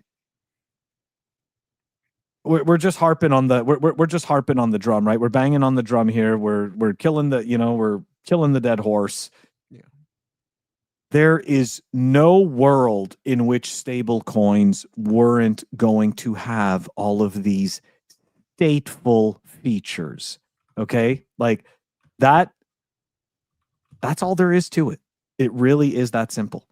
There's no surprise. And tomorrow we're going to watch a really creepy video about Christine Lagarde on the live show that obviously is just going to be, Dystopian. the nail in the coffin, of course, right? The nail in the proverbial coffin. We're not surprised. This is the path. This is the only path for digital money. If people want, reversible, here's the catch, reversible transactions. I mean, technically we have it right now, all your credit cards. Oh, yeah. So I didn't mean to buy that. It's like, oh, really? Okay. Don't worry. Well, do you have the product? No. And it's like, yeah, that could happen. But the catch is like, we have that already. There's a use case for it. Not in Bitcoin. So if you want to go down that kind of path where people want, reversible transactions, the reversible transactions are never going to benefit you, the individual. It's going to be a business case, or it's going to be a place where they can essentially oppress people out of their freedom. And that's the catch. Bitcoin is freedom money. There's a price to pay for freedom. And the price to pay, the price is mostly paid by the people who want to monetize the control over you. And if they can't monetize the control over you, Bitcoin's not really worth it to them. And that's why it's like Bitcoin, the trope that I don't agree with, Bitcoin is for everybody. Everybody doesn't want Bitcoin. Case in point with this circle, what do you call it? Use case. Reversible transactions. Anyone who wants reversible transactions, Bitcoin ain't for them. Just use fiat. Yeah. But the other point about the reversible transactions is this: it's always the carrot on the end of the stick, right? Oh, we're gonna do it's for refunds. Oh, well, if you get scammed, you want to make sure you get your money back. Yeah, that's how it starts. Transactions. Hey, I want to go. You know what? I don't want to live here anymore. I want to go live there. And it's like, oh, well, okay, so these people are going to send you all this money because guess what? I'm going to liquidate my house and my car, and I want to get out of here.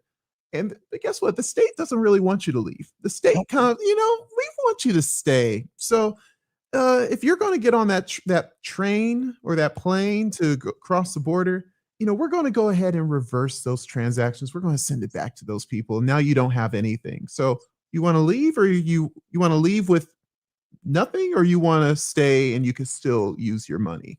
That's how about that for a use case? Very real.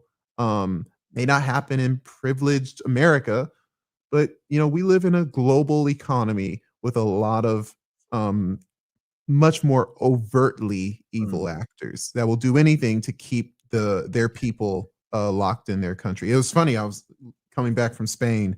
And we were my wife and I were, normally it's like, oh yeah, the airports are so efficient.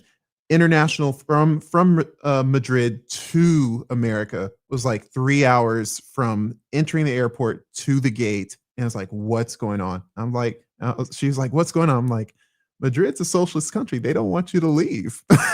They're making it very, very difficult. Yeah. Soon those airports are going to be 5 hours to leave. Well, they had to check my passport 3 times. I'm like, what's going on? And then I got tagged for a random security check. And I was talking to them, like, what's going on? It's like, oh yeah, we randomly search, 10% of all people on these flights. Yep. Whatever. And I was like, it was fine, whatever. But the catch is like, how many times do you need to see my passport? It's like they're going to create more walls, more red tape, more yellow tape to keep you intact, because control, the government, they monetize that. That's the reason they exist. If they can't control you, why are they there? So they have to control you. It's a roach motel. That's like that. That's what all of these are. They're like all like different versions of roach motels for humans. That's that to me is what it is, right? You can check in, but you can't check out. All right. Let's move it on over to the core versus knots debates. We're almost there, Ulric, and then after that, we have one more topic left. Oh, I'm not sleepy or anything. I'm just me neither. It's like, don't worry about it, dude. Perfect. It was like perfect. Like I'm falling asleep early. I'm going to be asleep probably an hour and a half after this, Oh, nice. Waking up early. It's like finally I get to work at a reasonable hour. I had family here for the last 2 weeks, so it took my father to the airport today and everything, and it was it was all kinds of craziness. It was good times. Yeah, we're having fun. If you guys are still watching, we must be doing Yeah. something good. We appreciate you guys sticking with this whole 2 hours. We are Absolutely. almost done. Oh, just wait. This is the spiciest part. This is the part where everybody gets mad, right? Because it's core versus knots, and everybody gets up in arms. So let's do Guys, it, right? don't unsubscribe. Okay, We're nice so- guys. We're nice guys. That's terrible. Everybody already thinks that. It's so bad. It's like, people are like, oh, Phil's so nice. It's like, guys, I'm just polite. Okay. I'm Canadian. I'm polite. What do you want? Like that's all. It doesn't mean like I'm a nice guy. I'm a human like every other human. Right? It's just I don't like what? It's because I don't sit there and tell people to go pound sand immediately when they say something I disagree with. So it just has to do with being a slightly more civil. That's right. it. Or differently civil. Anyways, all right. So here we go. We got this post from the accountant, Nick Szabo. So look, at this point, the TLDR is this, right? At this point in the conversation, a lot of older influencers have now stepped in to start adding to the discussion, right? And one of them is Nick Szabo. And for the people who don't know Nick, he wrote Shelling Out. He was also, if I'm not mistaken, he was also cited in the Bitcoin white paper, or didn't he make like some sort of cash, some hash cash? Was it him that made hash cash or Digi Cash? I don't one of remember. those early coins, or Either way. like pre-Bitcoin, I think, right? Yeah, and he was also like one of the people. I can say this, right? When the Bitcoin Cash fork was when that whole time was happening, he was definitely one of the voices of reason I listened to.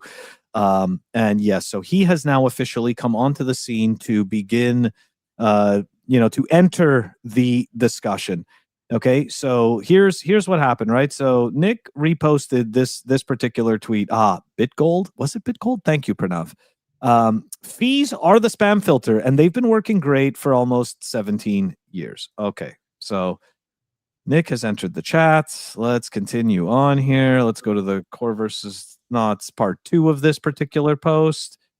Okay, so this is what this was the response from Nick to Callie, right?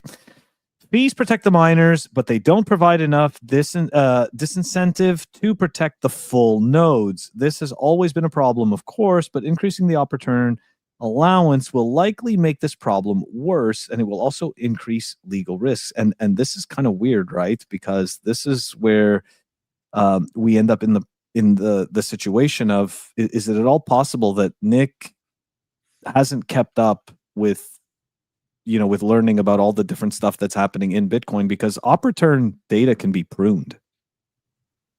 So it's not bloating the UTXO set, and it can be pruned.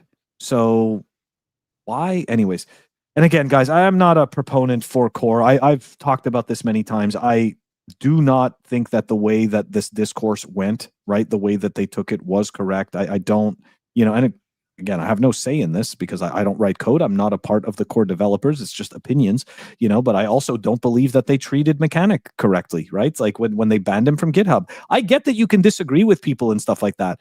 But unfortunately, when you ban people, you sometimes give them you essentially sometimes give them the stick to hit you with. It's like a martyr. If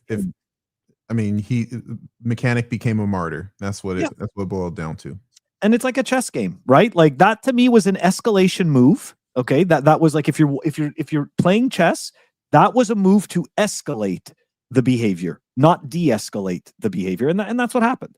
Anyways, let's continue on with that because we've got a couple more core versus knots screenshots because the conversation continues to de-evolve. So this is where it gets very interesting. At 80%, all transactions reach miners, listening nodes. At 90%, almost all transactions still reach all miners. I rest my case. Mm-hmm. So he is referring to something very interesting here. And guys, we put this all in the show notes. So if you want to go through this thread, let me just do a share screen for this. Sorry, Ulric. The start of the thread. You're going to put the start of the thread on this one, right? Yeah, so this one, okay, so this one, right? This is what he is referring to. Simulation, is this post here. Let me make this wonder what tool he used. I know the tool. It's been We years. actually read this, right? And this is a massively long thread, so we are not going to go through the whole entire thing. And keep in mind, Laurent is a proponent of knots. Okay, so he is a person that says yes, right? Like the filters are good and we shouldn't have spam. And I don't disagree. I think JPEGs are crap. I've said this before. I have tons and tons of clips that expose all of this stuff for being shenanigans and essentially affinity scams to steal your Bitcoin. You know what I mean? Like that's not the problem here. However, I am also a proponent of personal freedom and censorship resistance. So it makes this a very difficult type of issue. Anyways, right.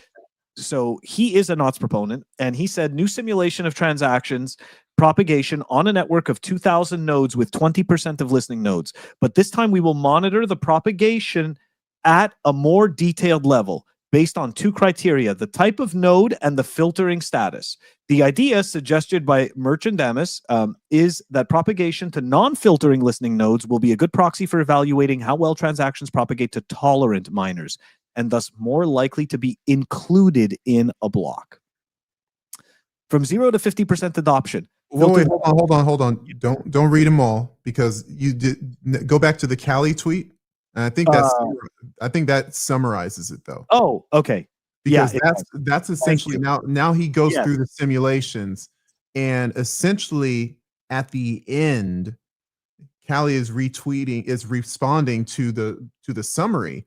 And it's like at 80%, all transactions reach all the listening nodes, and 90% virtually all transactions reach the listening nodes. So basically, the filters based on the simulation are a nothing burger, and that's the big issue with the simulation. And what makes it more intriguing is that the simulation was put forth by a not supporter, and it still didn't just numbers. He's obviously a data science guy. He's obviously objective, and he doesn't really come to the same conclusion that Cali does, and that I come to as a pretty low level kind of basic engineer, not grand, not super smart or anything, but I'm like, yeah, this kind of proves the point that that adding the filters, it really doesn't help the case much,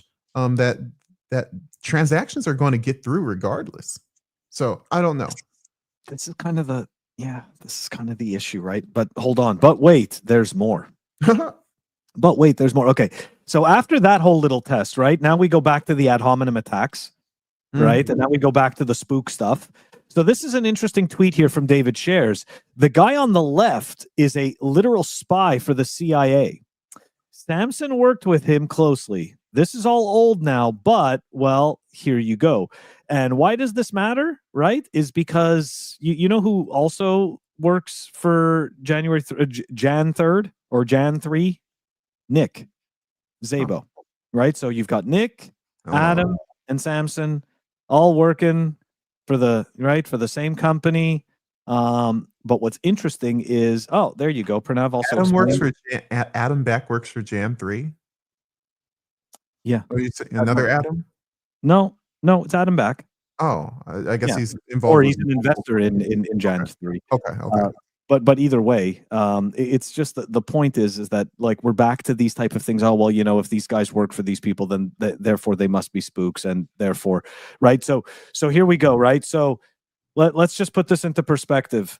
The core supporters say that the Knots guys are spooks because censorship is stopping Bitcoin development.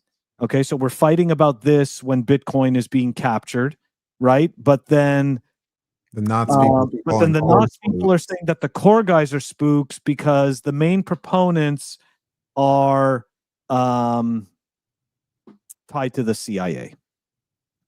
Yeah, ACP. I'll find that tweet is in one of the threads that I was going through. It's, believe it or not, it's actually all in the show notes. I got to go through it again. But yeah, there's a connection with Szabo and Jan 3, and I didn't know about it. I was like, oh, interesting. Like, I didn't know that. But yeah, that's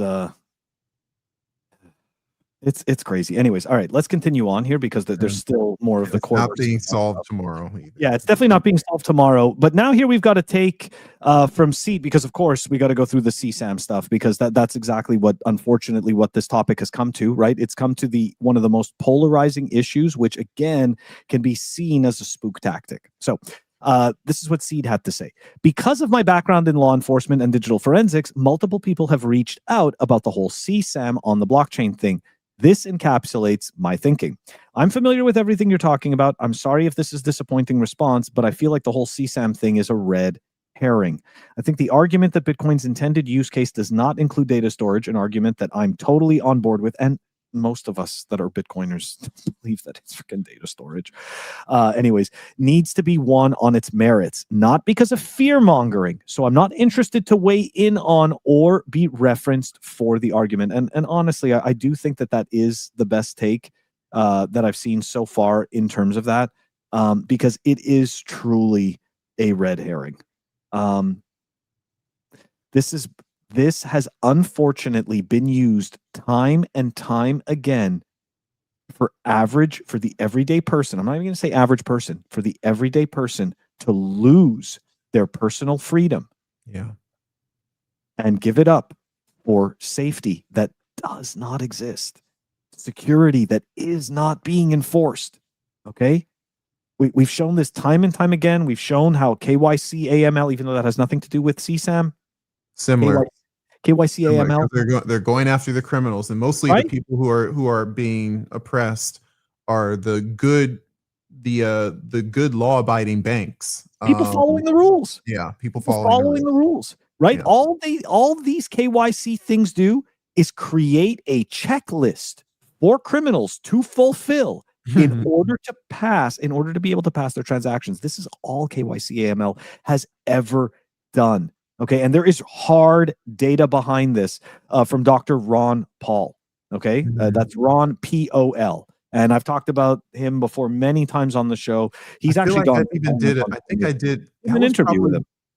That was probably one of my first. I think that may have been my first video I ever did with Swan back in the day. I was talking about because Elizabeth Warren was hyping up all this KYC, AML, and Bitcoin, and cryptocurrency. It has to go through the rigors of this. And I'm like, you're not even covering all of that. Like, you're not even covering all the criminality in fiat. And you're going to focus on the $20 million that allegedly may go through, or $20 billion that may, go through on an annual basis with money laundering on Bitcoin. Meanwhile, you're ignoring the $300 billion or $400 billion that's laundered using the US dollar. So why don't you focus on your priorities? Obviously, there's a bigger fish to fry. Leave Bitcoin alone. But of course, there's another reason why, because Bitcoin is freedom, and government and authoritarians want to take that freedom away. Always. Absolutely always. Okay, we are going to move on to, that's right. We've got more core versus not stuff. All right, so finally, Portland, the dreaded Portland. I think we're going to get him to come on the show to explain what he's done here. So he wants to, I think he's going to put in a BIP, or he's already put in a BIP. But here we go. He's got a proposal limit for script pub key. I'm going to have him come on the show to explain this stuff, to be less than or equal to 520 bytes at the consensus level. Solves DOS blocks, large op returns. Would love to hear what others have to say. So I know that there's a whole bunch of people framing, that attempted to frame Portland as, this evil person, enemy of Bitcoin, blah, blah, blah, all this stuff. It's not accurate, guys. It just isn't accurate. And here's the actual email that he sent out on the list. So if you guys want to object to what Portland had to say, go on the Bitcoin mailing list and object to it. That's what we can do, right? It's like you want to go and argue? There you go. This is the method to argue with these people, But otherwise, we're just giving our takes from the peanut gallery. That's all there is to it. All right, hold on here. Okay, actually, we're done with the core versus not stuff. Oh no, wait. There's more. I think I missed one. I think I missed the core versus nots one. Yeah, I did. I ended up missing a couple of them. So I don't know if you guys saw this also, but this also happened, right? Bitcoin Core has undeprecated the data carrier and data carrier size config options. So there you go. Now, supposedly there is some contention over this, that it's not entirely undeprecated. They're still planning to remove it. They're just saying this now. It's too little, too late, blah, blah, blah. Whatever your reasons are. You can clearly see that people are listening, right? Making noise does help, okay, in terms of getting a conversation going, right? But I think that we would all be better served by sticking to the real arguments rather than appealing to morality, appealing to emotions, appealing to authority, okay? Like, it's just such a terrible road that we go down. Anyways, I'm sorry. We are going to continue now on to the next one, which is our last topic. There we go. If you know Ben the Car Man, you know that he has an excellent sense of humor. So here we go. This is what he did. If you think Core is woke, wait until you try Lightning. And he created this thing called Trans LND, right? To change your Lightning nodes, but it does not change the Lightning node's gender or anything like that. Trans LND allows you to have a rotating pub key for every Lightning invoice. So it's just for increasing privacy when receiving on Lightning. Now, in all fairness, this is going to show my ignorance of Lightning. I was already under the impression that Lightning was incredibly private, right? Especially if you're opening up channels, if you're just opening up channels between people. I mean, obviously only those two parties are in full knowledge of who is receiving and who is sending. So, and I have yet to actually find anybody. I think Super Testnet would probably be the best person to ask about this. I have yet to see somebody actually trace a Lightning transaction, right, without knowing the participants, right? Just based on hash IDs and stuff like that. So I'm very like, I don't know. I feel like I feel like we were already good, but this sounds like good stuff, I guess. Well, if you thought that we were already good, and then now we have the rotating pub keys, which means it's that we're even better than good. Bitcoin is a great technology. It's working. It's functional in real life situations. Is it limited? Of course. It can't. Is Bitcoin scaling a problem? Is it going to, if a billion people were on the network, would it crash? Likely. We're nowhere near that. We're nowhere near that yet, and we have time to grow. It's such a great technology, and people should be learning more and more about it over the coming years. It's a good time to be in Bitcoin right now. It's obvious. And we're going to learn a lot about that at the TAB conference. We're going to be talking about that a lot at the TAB conference. Can't wait to be there next week. It's going to be great. That's right, guys. This is going to do it for this episode of the Roundtable. Hope you enjoyed it. I know I had a lot of fun. Really appreciate all of you guys with your comments. It's humbling, man. It's really humbling that you guys, give us your time and your attention, and we get to hang out all together. And you could just throw in the comments, and we try to answer as many of them as possible, right? So hey, look at that. We even got Corey stepping in over here. Corey, man, come on now. Can you call me before you drop in? Come on. There you go. There you go. Oh, he's happy you're going to conference. He's happy you're going. That's good. Hey, man, I want to be going to your conference so I can beat you in the 3-point contest. And maybe, look, we're going to have the news desk at Tab. Maybe you can give us an hour on the news desk at Swan. Let us do our Pleb Underground live at the Swan conference, man. Yes. Okay. So hold on. ACP's got some questions before we continue with Corey. ACP, yes, we are intending to live stream at TabConf. Of course, permitting that we get proper internet. I am bringing a hotspot. I do plan on, we do plan on streaming it, but of course, at the same time, we cannot control the things that are outside of our control. So yeah, we're definitely doing our best, but that is the intention. We are going to stream the whole entire thing. Well, if you bring that conference back, we're going to be there. So it's nice to see. Thank you very much, brother. Appreciate you chiming in at the end. Look at that. We got some special guests. We got some highly regarded influencers into the Pleb Underground. Yeah. He's talking about my tank top. He's saying I can't beat him in the 3-point contest. Happy all-time high day to you, brother. Take care, man. Thanks, Corey, man. We appreciate you. Guys, like I said, wraps it up for the episode. Tomorrow, as you know, I am going to be live 12:10 p.m. Eastern time. It's already a full day for tomorrow. We're already ready to go. And as you guys know, next Monday, starting at 9, I think the conference starts at 9 or 9:30 a.m. So that's it. We're going to be live, right? And we're going to kick it off right away. We're going to get Mike. My time. Oh my. Yeah. Oh, dude, you're going to be half asleep. It's okay. We got plenty of coffee. We're ready to go. And supposedly they're serving us breakfast, so we can expect lots of sugar, lots of diabetes. Okay. Yeah, the diabetes and the caffeine. We're probably going to have Mike. It's going to be Mike Tidwell, who is the organizer. And I do apologize if there's a second organizer for TabConf. I only know Mike. So I can say, yep, definitely going to have Mike join us to tell us all about what the day is going to look like. And I know that Walton is supposed to be doing emceeing. So if Walton is the MC, we're going to get him also to come and join us. Old Pleb Underground time. Oh, yeah, man. This is going to be awesome. It's going to be a good time. And hopefully we're going to have TC joining us. All right, guys. That's it. I'm done. I'm done with the shilling of the TabConf. As you know, we'll be back tomorrow. Have a great evening. Thank you again so much for joining us on the Pleb Underground for this live roundtable.